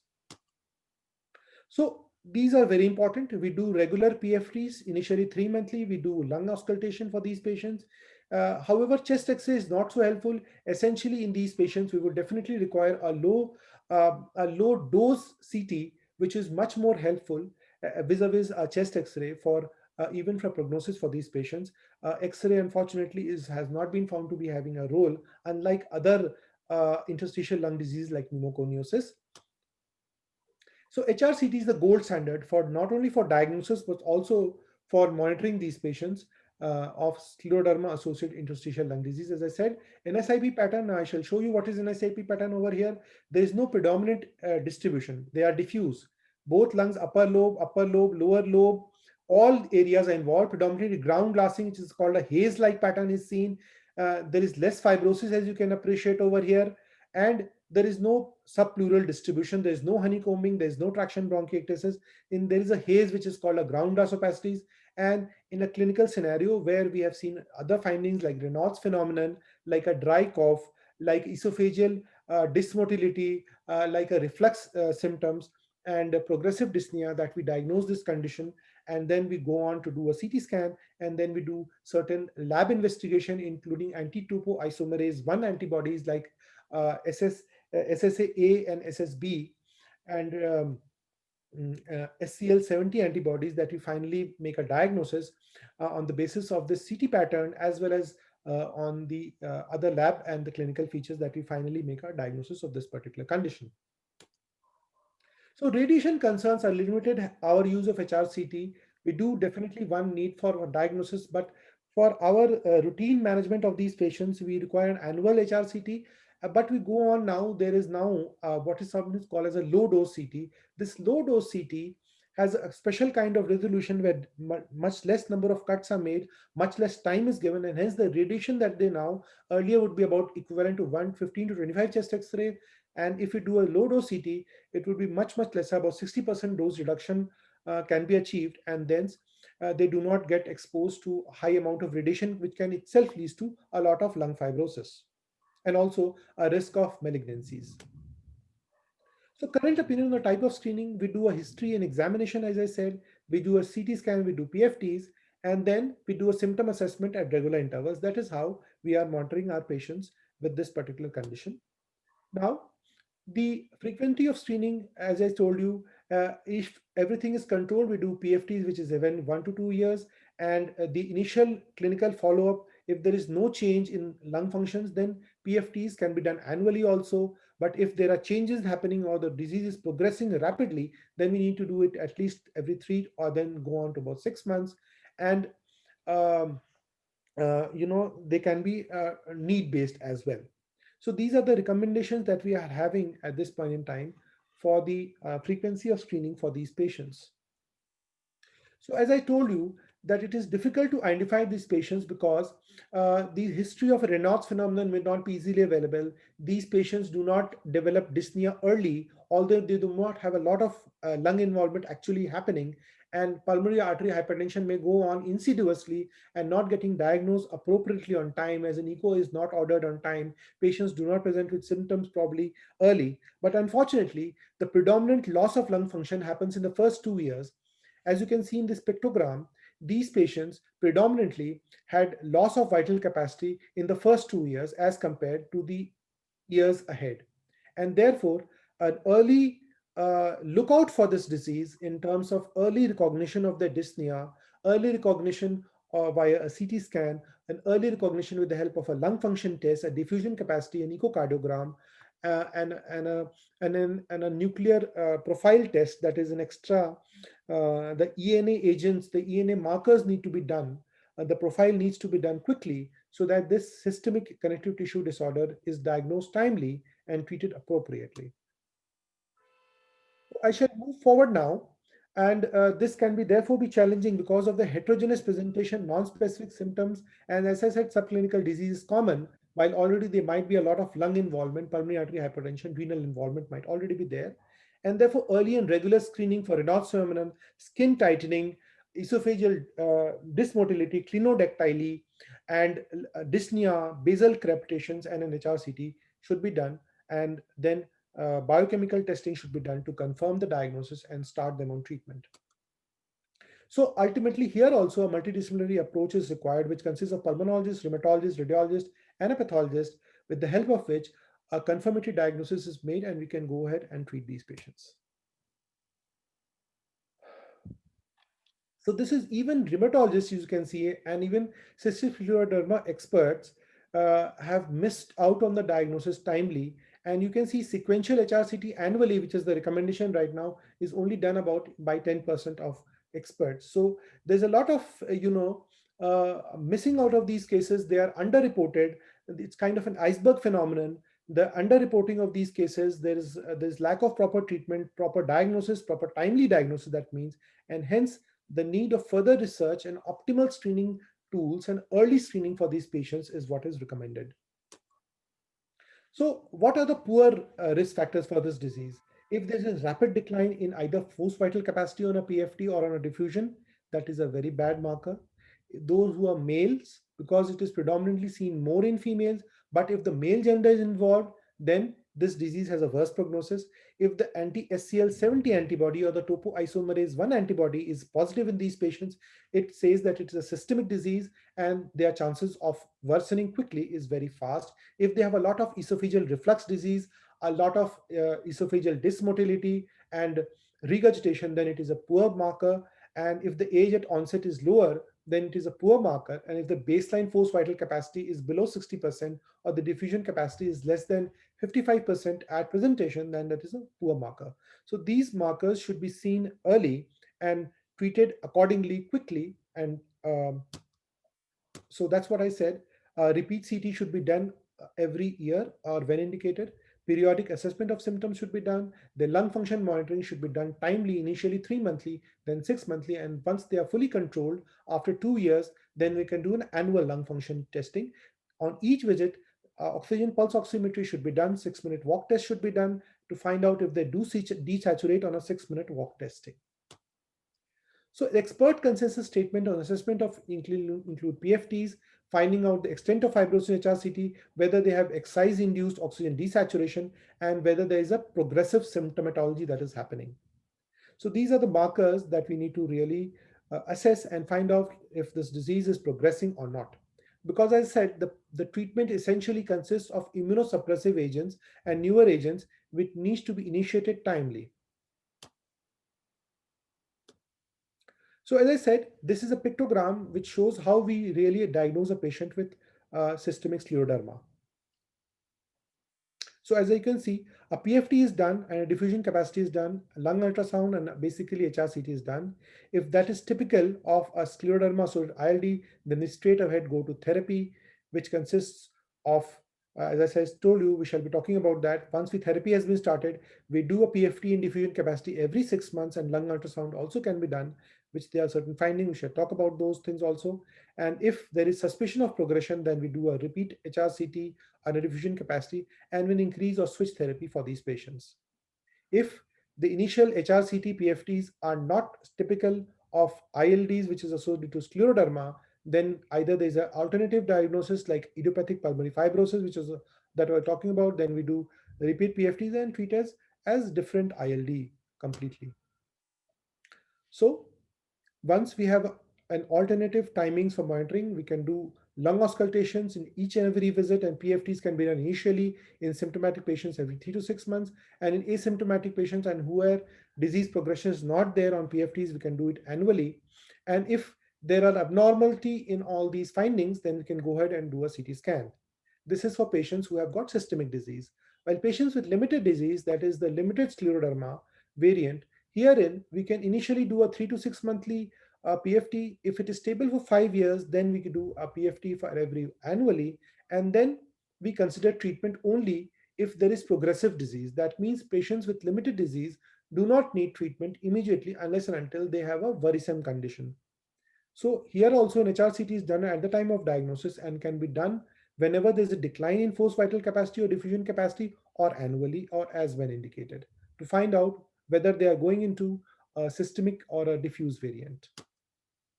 So summary, screening and early diagnosis of scleroderma associated ILD should be done, and prompt treatment should be done in patients at risk of progression. And general consensus that all patients with scleroderma should be screened with an HRCT and PFTs on presentation, and then regularly with PFTs.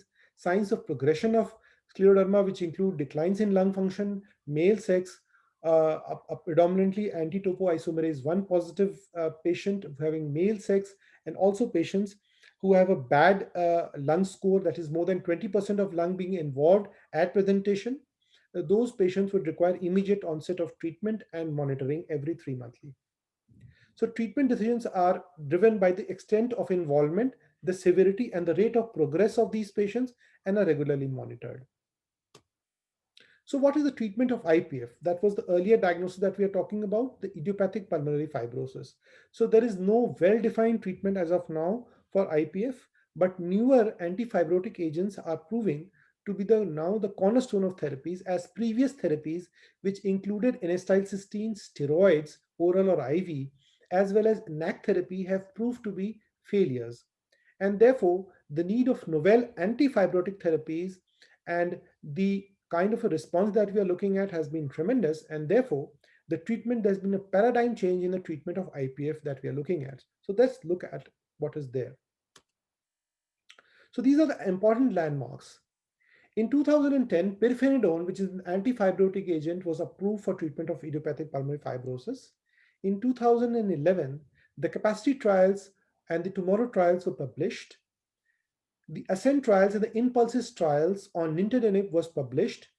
Nintedanib is another antifibrotic agent, and the studies were done in 2013 and finally published in 2014, in which year both INPULSES 1 and INPULSES 2 were published. Then there was a US FDA approval of pirfenidone for IPF on the basis of the ASCENT trial, and then on the basis of the Impulses 1 and 2 trials, the US FDA approval of nintedanib was given for IPF in 2014. Subsequently, in 2016, the Indian government also gave approval for nintedanib for the treatment of idiopathic pulmonary fibrosis.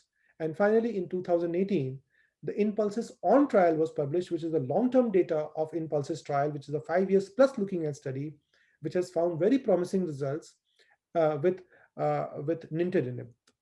So in 2019, the Census trial was published for essentially for our patients with scleroderma associated ILD, which showed the role of nintedanib in this particular fibrotic variant of the systemic scleroderma associated ILD patients.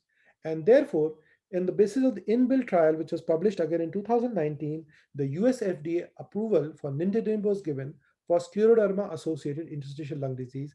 And finally, in the year 2020, the US FDA finally gave approval to nintedanib for the treatment of pulmonary fibrosis associated ILDs, especially scleroderma, as well as idiopathic pulmonary fibrosis. And in the same year, DCGI also gave the approval for the SAM as well as the European Union. So how does nintedanib act? Nintedanib is a small molecule tyrosine kinase inhibitor, which is much common like almost as EGFR and all other tyrosine kinase receptor antagonists, which we are using currently for the treatment of lung cancers. For example, drugs like allotinib and nilotinib and darafinib are some of the small molecule tyrosine kinase inhibitors, and therefore, if we use a patient of nintedanib, and we all know that patients with idiopathic pulmonary fibrosis have a high incidence of scar-induced squamous cell carcinoma, and even for non-small cell lung carcinoma, even adenocarcinomas. And if you use nintedanib, that also has a protection. Being a small molecule tyrosine kinase inhibitor, it gives protection to the development of lung cancers additionally, in addition to antifibrotic effects. Nintedanib binds intracellularly to the ATP binding site of the fibroblast growth factor, the platelet-derived growth factor, which are predominantly responsible for the development of fibrosis in these patients. These blocks the signaling, the intrasignaling cascades, and therefore ultimate migration and proliferation of lung fibroblasts is inhibited, and that results in the anti-fibrotic properties of this particular drug, as well as its anti-inflammatory activities as well. So we'll talk to the other drug also, which is the pirfenidone, which is again an anti-fibrotic drug. Which has got anti-fibrotic effects at the level of growth factors, at the level of fibroblasts, as well as the extracellular matrix deposition. It acts at all these places and stops fibrosis. It also has anti-inflammatory properties in terms of suppression of inflammatory cytokines and the inflammatory cell accumulation that happens in the extracellular matrix. Also having antioxidant properties, and markers of oxidative stress has been found in multiple studies to fall significantly in these patients. And finally, we shall talk about the Impulses trials, which included nintedanib 150 mg twice a day for patients with idiopathic pulmonary fibrosis initially, and then the Census trial, which then looked at nintedanib role in patients of scleroderma and has found that it has significantly reduced the decline in forced vital capacity in ml per year in patients who are receiving 52 weeks of this drug as compared to placebo. So it results in about at least 40 to 50% decline prevention in patients with idiopathic pulmonary fibrosis, and this is what this spectrogram shows as compared to placebo. So the nintedanib versus pirfenidone, this was published in the journal. As you can see, the Pulmonary Pharmacokinetics journal published this data, which compared pirfenidone, nintedanib, and N-acetylcysteine for the treatment of IPF. A systemic review and meta-analysis was published. And what are the results that they found? They found that, as you can see over here, the nintedanib effect produces the best results compared to pirfenidone and N-acetylcysteine and placebo, that it prevents acute exacerbations with the predominant causes of rapid decline in lung function for these patients, and hence a favorable outcome if these drugs are being used for these patients. Similarly, the comparative trial of these drugs is found, and we can see here also that the reduction in forced vital capacity, FEV1, is much slower when nintedanib is being given, as well as the failure rate of these drugs is lesser as compared to pirfenidone. So the advantages of nintedanib as vis-a-vis pirfenidone, which is another fibrotic drug, is that the risk of acute exacerbation is much lesser, for which no data is available for pirfenidone. Similarly, the on-treatment mortality is significantly reduced with nintedanib as compared to pirfenidone. Also, there's a less skin-related gastrointestinal and hepatotoxic effects of pirfenidone as compared to nintedanib. The predominant adverse effects of nintedanib are predominantly diarrhea. So if there is diarrhea, we then go down to a lower strength of nintedanib, or we can even cycle pirfenidone and nintedanib once we achieve the optimal drug and dose for that particular patient. So management of IPF summary, pirfenidone and nintedanib are the currently approved and probably one of the cornerstone therapies for IPF. Both these drugs have shown a favorable effect in all-term mortality, while other agents like steroids, N-acetylcysteines, and other immunosuppressive agents like azathioprine, mycophenolate, mofetil, cyclophosphamide have now been unproven and have no role in management of idiopathic pulmonary fibrosis. Nintedanib also shows consistent efficacy in patients with concomitant emphysema, which is an entity called combined pulmonary fibrosis emphysema, or CPFE. It is also approved in these patients, and which is responsible about 30 to 50% of all patients with IPF, where patients have been smoking concomitantly, and therefore they develop something where emphysema is also there and IPF is also there. This particular entity is also very much treatable with a combination bronchodilator agents and along with antifibrotic agents, including nintedanib. So it has been shown to reduce exacerbations. So as you all know that there are asthma exacerbations, COPD exacerbations. Similarly, there is an IPF exacerbation. So what is an IPF exacerbations? IPF exacerbations mean an out of turn increase in symptoms and dyspnea as well as cough that happens, or an oxygen desaturation that leads either to hospitalization or a lot of morbidity and mortality. So this exacerbation is very crippling and results in a lot of lung function compromise for these patients and is responsible for a lot of death and progressive decline in lung function. And nintedanib is the best drug to counteract this particular risk of acute exacerbations for patients with IPF. Also, with the other drug, pirfenidone, we need to sometimes give four tablets thrice a day, which is very much cumbersome for these patients. And then they self-medicate themselves and taper themselves down to one tablet thrice a day or maybe once a day, which results in lot of loss of therapeutic efficacy, resulting in actually poor response to treatment and early progression of disease. Vis-a-vis nintedanib is a fixed dose treatment, or maybe 100 milligram or 150 milligram only tablet given once or twice, basically twice a day only. And therefore, because of the less pill burden and add-on treatment as on required, so we see a better adherence to treatment and compliance to treatment for these patients. So we'll talk a little bit about treatment of scleroderma-associated ILDs also. And here we are talking about the census trial, as I was talking about, which was published in 2019, which has shown that nintedanib is pretty effective in the fibrotic variant of this particular disease as well as compared to placebo in preventing the fibrosis and preventing decline of lung function for these patients as well. So the annual decline in FEC ml per year over 52 weeks has also been shown relatively reduced to about 44% fall is prevented for these patients as compared to placebo, and hence a very favorable response as compared to other agents as well as placebo treatment.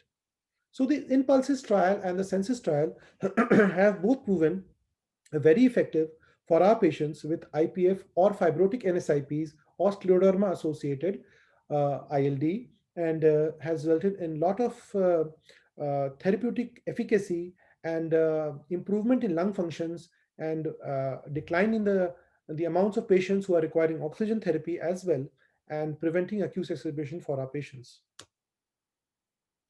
So friends, this is these patients are actually connective tissue disorders, and in addition to nintedanib would require immunosuppressive agents. So I'll talk briefly what is not discussed in these slides. Basically, they will also require preferably mycophenolate mofetil, which is used in doses of about 1.5 to 2.5 milligram per kg orally in two divided doses, and this will be monitored with regular lung function also, and biochemical profiles which include liver function test regularly, and fall in TLCs would be looked at, and their immunosuppressive effect would be looked at. They also need to be monitored vis-a-vis their pneumocystis girovacci risk. Also, risk of tuberculosis has to be closely monitored. Also, the risk of development of renal and hepatic compromise has to be looked at once they are on mycophenolate, mofetil, or cyclophosphamide, which are the two initial treatment modalities for these patients. Also, rituximab has been recently been shown to be very promising in patients of scleroderma associated ILDs. And in addition to these, once these patients start developing fibrosis, is that the role of nintedanib will walk in, and then this has been shown to prevent the final exacerbations of these patients. So a combined immunosuppressive with a small tyrosine kinase inhibitor, that is nintedanib or pirfenidone, where nintedanib is now the only agent which is FDA approved and DGCA approved for the management of this condition, the presumptively fibrotic condition, that we can have a combined modality treatment in these patients. So finally, concluding talk, nintedanib has been approved at US FDA for treatment of cystic sclerosis associated ILD. It is approved by EMA, that is the European Medical Association for the treatment of scleroderma associated ILD, as well as the Indian Association for the management of ILD. Also, I shall now conclude my talk. Thank you so much. And regarding a point or a little word about, I'm sorry I've taken too much of your time. I shall just spoke one line now, and I shall talk to you about COVID-induced lung fibrosis, which I hope everybody is looking forward to hearing a little bit about. So we are looking at almost patients coming in with lung scores or CT scores of about 70 to 80% lung involvement on high flow oxygen, no relief despite being given all kinds of therapies, including remdesivir, tocilizumab, convalescent plasma therapy, IV steroids, N-acetylcysteine, IVIG, pentaglobulin, and to name other investigation modalities, including IVIG, supportive oxygen therapy, supportive therapies, non-invasive mechanical ventilation, invasive mechanical ventilation, ultimately landing with progressive pulmonary fibrosis requiring long-term oxygen therapy, which we called as post-COVID fibrosis. So my dear friends, these patients having post-COVID fibrosis are very prone to develop infections, especially fungal infections, and rapid deterioration and even death. So we always look at these patients with a lot of caution before we send them home.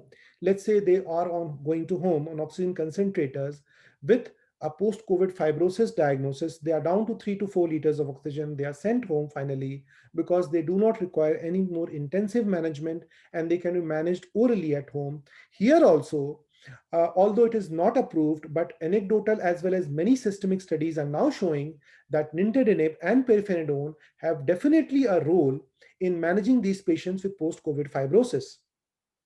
And there are multiple ongoing studies going on at this point in time where this dreaded condition of post-COVID pulmonary fibrosis is very nicely handled if we add nintedanib to these patients upfront. What does upfront mean? These agents have the ability to prevent fibrosis.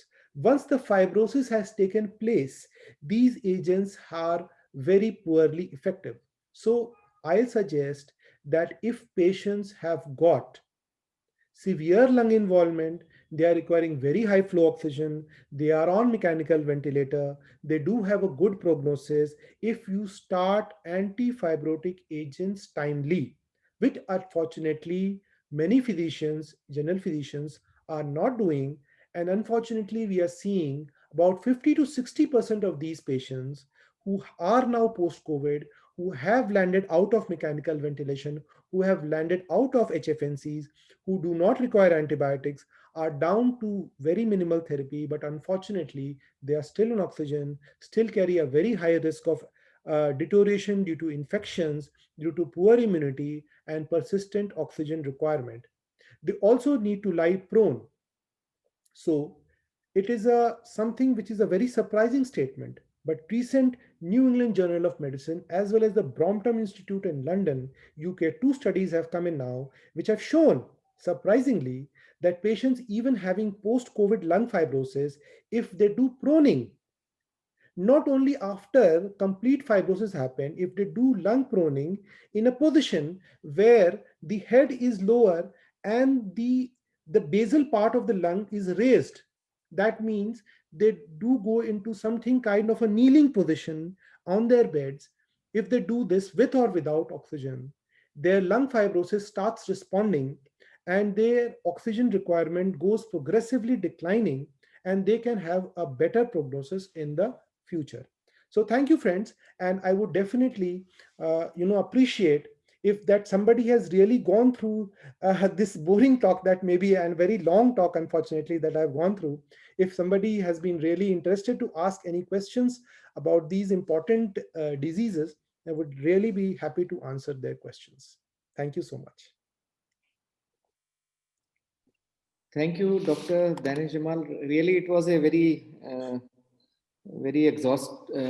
exhaustive presentation, and although we have gained a lot from your presentation, and really, it was very nice when you have spoken from the multidisciplinary diagnostic approach to different modalities of monitoring the diagnosed cases and the treatments which are available, and especially the post-COVID scenario in case of this post-COVID fibrosis, that upfront starting of this nintedanib, that is a very important factor which we should definitely would like you to put some more light on this particular thing, like especially if we talk, because in this COVID phase we are all filled with COVID in our mind. So there are like we always see that there are two phases of this viral infection. One is the viral replication phase, and the second is the inflammatory phase. So, as you rightly said, if there is severe lung involvement, then you should upfront start nintedanib. Like in initial viral replication phase, we are starting with the antiviral treatment and all this Anti-inflammatory favipiravir or remdesivir. And once the inflammatory phase starts, then we have to start as early as possible the steroids.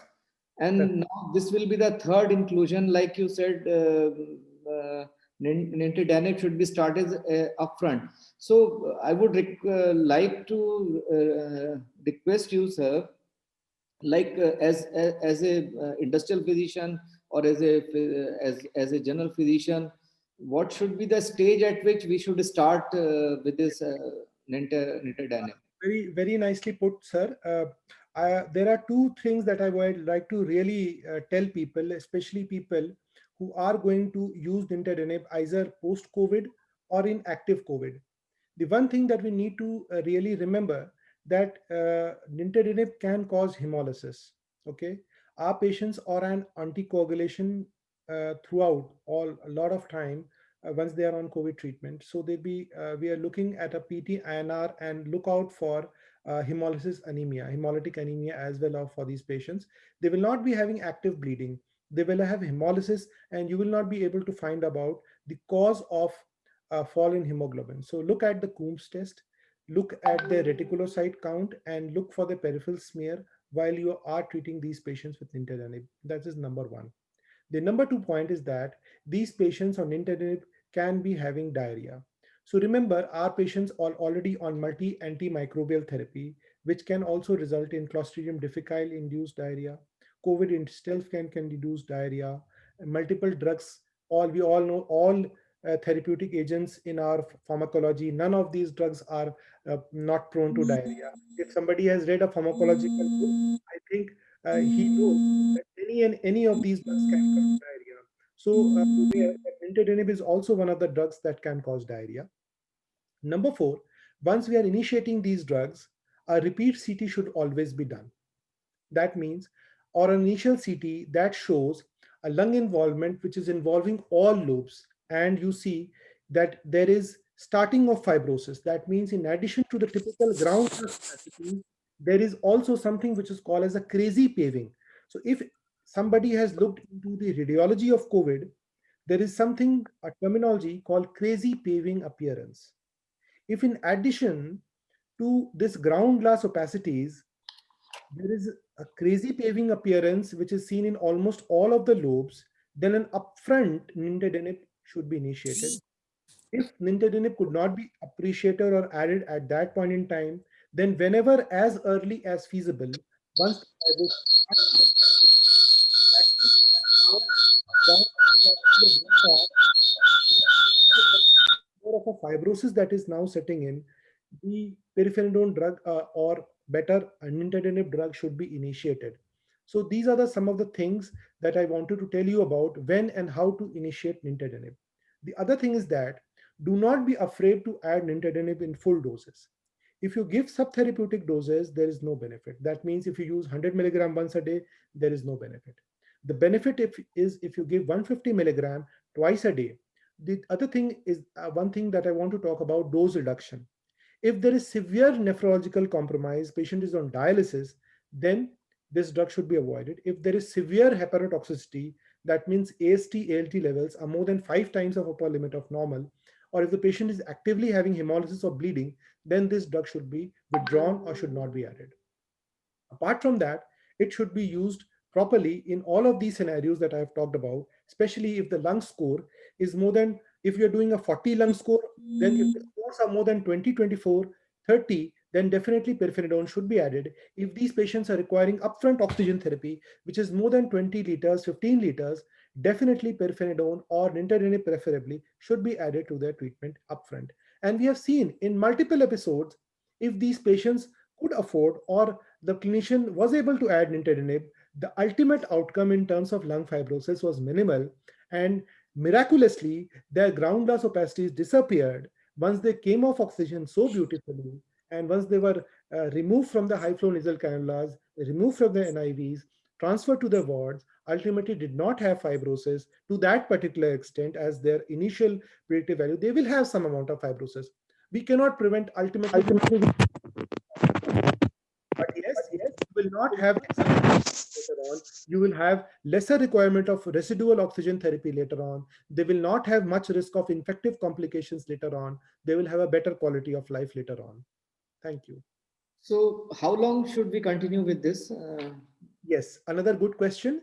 That question is still to be answered because trials are ongoing and we are really into a lot of post-COVID phase, which is ongoing at this time in time. And we still need more time to tell you how long to continue. But at least I tell you, till that time oxygen is stopped for these patients, they should be on nintedanib or pirfenidone till there's repeat CT scores. We are repeating CTs after discharge if they are on oxygen, or even if they are not on oxygen and they have a very limited kind of a activity. That means that they are desaturating on, let's say, walking less than to the bathrooms, or NYHA scale it is 3.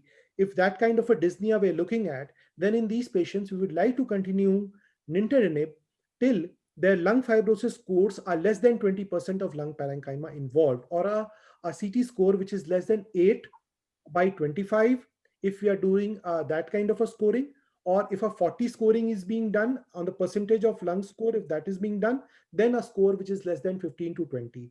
At that point in time, this drug can be withdrawn. Right. Thank you, Dr. Danish. And now, may I request the honorable panelists if they have any questions? Dr. Vivek Chandra Rao, sir. I would like to compliment Dr. Jamal for a beautiful presentation. In fact, you presented everything in such a detail. There is hardly any scope for any question from any, at least from my side. You have cleared each and every doubt. Thank you so much, and my compliments. Thank you very much, Dr. Sandeep. Let me congratulate the Delhi branch of IOH for conducting regularly the CME programs. Occupational health is not just limited to occupational health, but it aims at the total health of the individual. So nice of you. You are organizing updates on COVID and all the relevant subjects which are required to the present. Dr. Rajiv Jain, in spite of his indisposement, he tries to keep us updated all the time. Hats off to you, Dr. Rajiv. And Dr. Jamal, it was so nice. After 40 years of my postgraduate in pulmonary medicine, I have a nice talk to, listen to you on IPF, knowing UIP and NSIP. So Sandeep has already asked a question. So in people who are living in remote areas where there are no facilities for investigations post-COVID, and patients who are on high flow oxygen and also mechanical ventilation, they are discharged and they are not on oxygen now, but they are put on pirfenidone. How long should we give pirfenidone to them? Of course, you have answered already. Can I take this 6 minutes walk as one of the prognostic tool? Definitely. Yeah. Definitely, sir. As I said, if they do not have NYHA 3 dyspnea onwards on exertion, what Yeah. does that mean? They are able to walk 100 meters. If they Okay. are able to walk 100 meters, that is the definition of NYHA 3 now.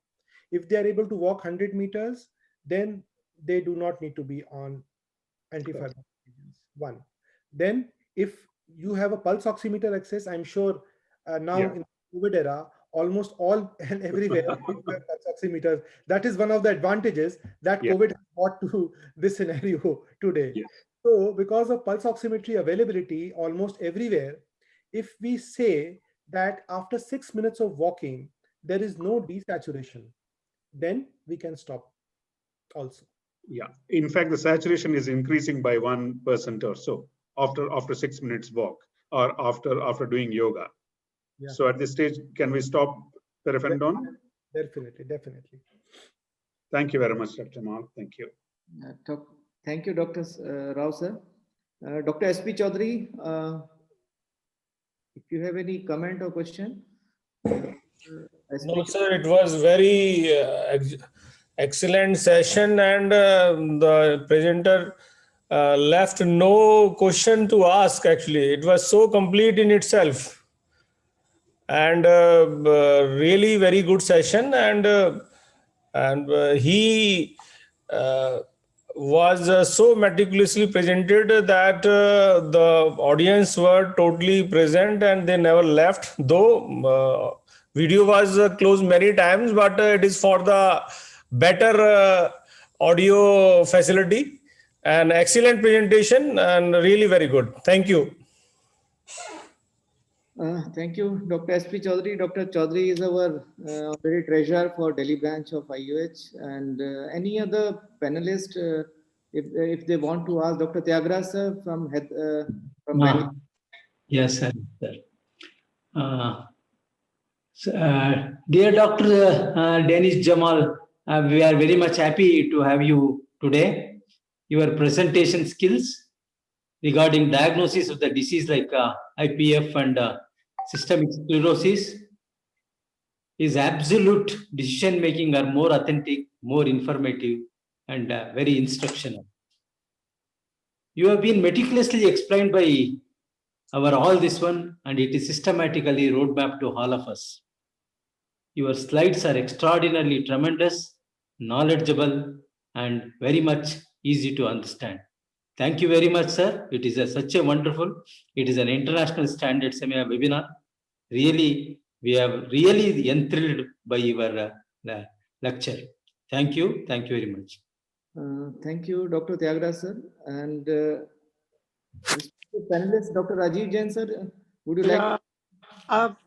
Excellent, Dr. Jamal. You've done a wonderful, comprehensive, and very lucid presentation. Only one concern I want to express. This drug is still under IPR, and the cost is, as you know, one capsule costs 2,500 rupees. And 150 milligram twice a day, that means 5,000 rupees a day. I'd like to intervene, sir, if I may be allowed to. Yeah, please.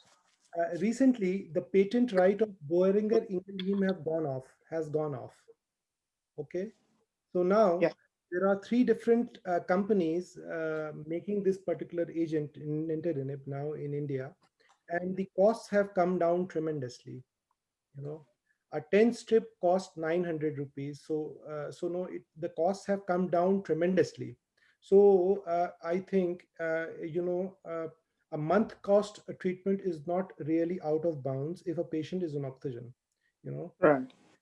It's much cheaper now. A monthly treatment can cost about 2,500 rupees, vis-a-vis earlier when one bottle of 1 month treatment by Boehringer Ingelheim used to cost about 70,000 rupees for the lesser dose.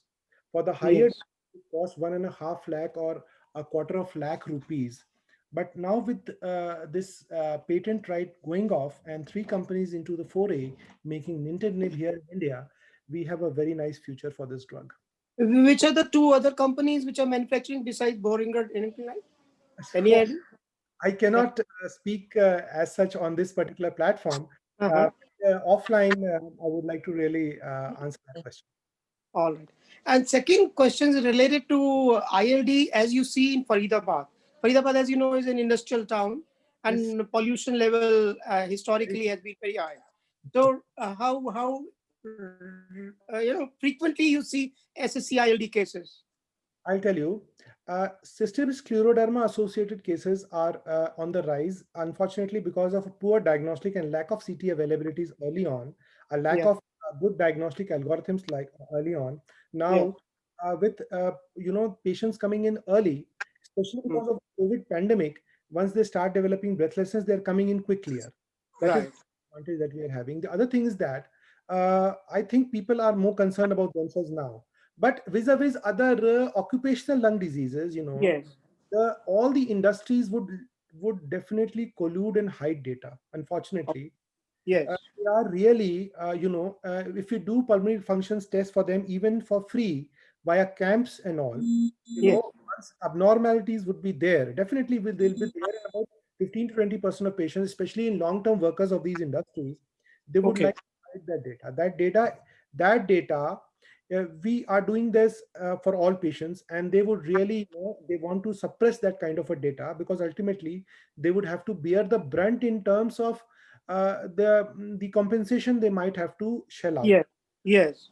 So that is one of the very bad or a sad scenario that we are having for our patients with occupational lung diseases, especially the pneumoconiosis that they are getting because of lack of proper masks, lack of proper clothing that they are getting, and the exposure that they are Yes. being exposed to persistently. They are not being cycled from high Oh. exposure areas to low exposure areas.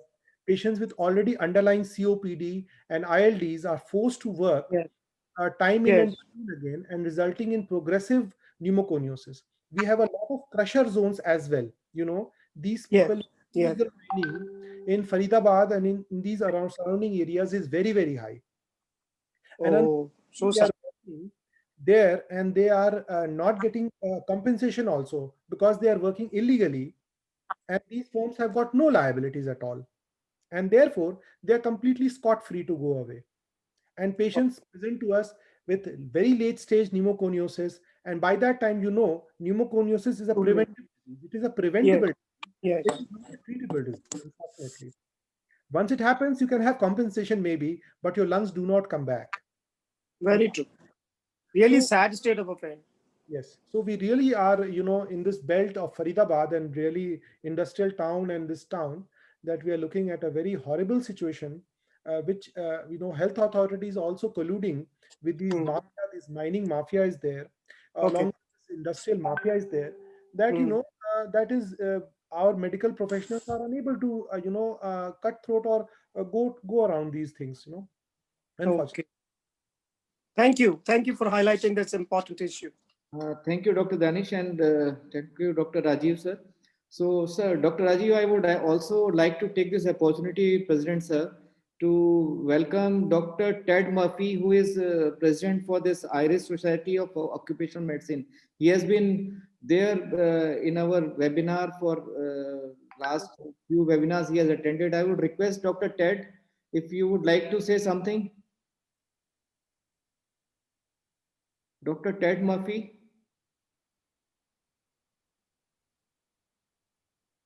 I think he's mute. So, Dr. Madhuri, there were certain questions from Dr. Madhuri Sikdar. So that have already been answered by the Dr. Jamal. Like, what are the contraindications for starting this Yes, yes. anemia? If you want to ask, then you can. Yes, I think my question was a bit prior to, I think, Dr. Jamal mentioning about the contraindications. I heard about it. So, as rightly said, it was a wonderful session, and I think there's no need of any questions. Everything was explained very well. Yeah, so I heard about the contraindications immediately soon after I typed this question. So thanks for the opportunity, Dr. Sandeep. It was a wonderful session, I should say. I just have one question now, considering the cost of this drug. Could you mention which are the brands, which is and the where it's whether it's like freely available? Could it be also administered to post-COVID patients with those who require oxygen? Yes. Is it to be given only for fibrotic lung disease, or can it be given to patients, post-COVID patients who require oxygen therapy? Yes, it can. Post-COVID. See, what I want to tell you is that if you start this drug early, then you can Okay. prevent fibrosis. If even Okay. if you start, When do you suggest when do you suggest that it should be administered? At what stage? yes, to answer that question, it is simple. One, there should be a very significant lung involvement. That means if they have very high CT scores, if they have Okay. very high oxygenation oxygen requirement at presentation, then Acha. it is Okay. added upfront. If they Acha. do not have that kind of a scenario and you added nintedanib once you found that their final oxygen requirement is 1 liter or 2 liter, at that point in time, if you add nintedanib, the benefits Okay. is marginal only, would be marginal. Why? Okay. Because if you reduce something from, you can reduce from 100% to 20%, you can reduce definitely. But from Fine. 20% going to 1% is really difficult. You Now, understand? this is irrespective of the HRCT findings. Of course, HRCT will show like but is it irrespective of the fibrotic findings? No, no. As I told you, a CT is a very good marker when to start this particular antifibrotic agent. So we know Oh. that patients with a lot of ground glassing or a crazy paving, as I said, that if these patients have a crazy paving appearance or initial fibrotic bands appearing on the CT, which the radiologist can also help you with if you're not well versed with CT reading, then you can add these drugs early on and you can have very good results. But Okay. add them, let's say almost when patients almost whatever fibrosis has been done, now Gotcha. you will not get very good results, obviously, because it is When an the fibrosis is already set in. yes, Uh-huh. even at Can that it can help. can it be administered pre-fibrosis Yes, now?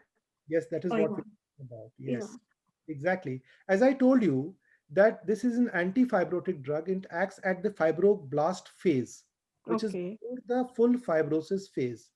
If you Mm-hmm. know the mechanism of action of this drug, then this drug acts on that pathway where Okay. fibroblasts and those cytokines involved and those growth Mm-hmm. factors involved are inhibited, so that these fibroblasts cannot fully make extracellular protein deposition, extracellular matrix deposition. Fibrosis is prevented.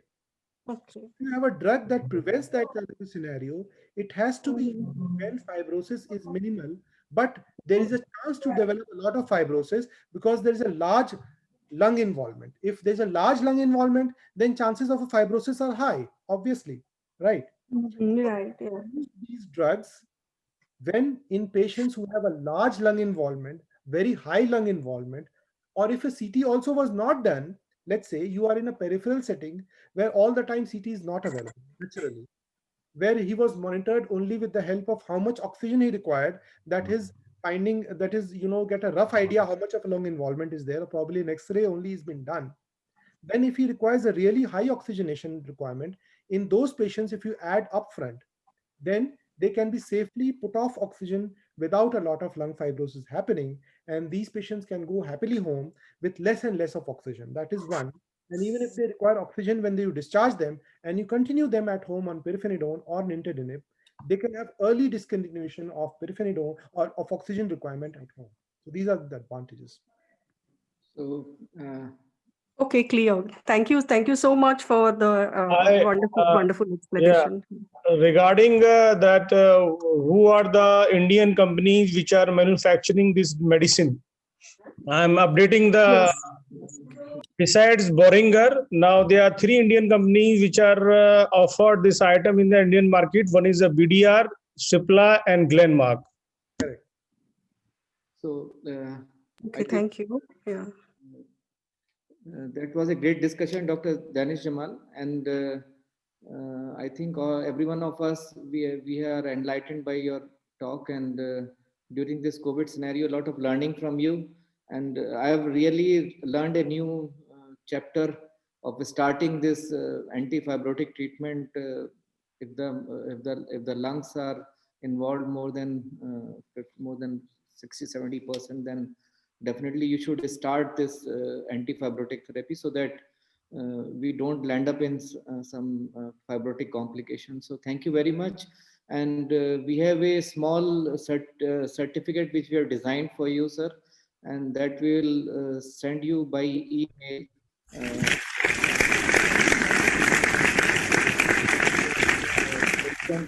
Our association that we will send it to you, and we will definitely would like to meet you sometime when this situation permits, and we would again have a good session with you. We had been regularly organizing these sort of programs, physically we were doing it almost every 3-4 months, but now we are doing this webinar every week, every Saturday at 6:30 p.m. So it was nice talking to you, and thanks to Boehringer also for connecting it with you. So thank you all very much. Thanks all the panelists, and thanks Dr. Jamal and Dr. Murphy also, although he is on mute. So thank you, sir. Thank you, Dr. Danish. Thank you, sir. Right.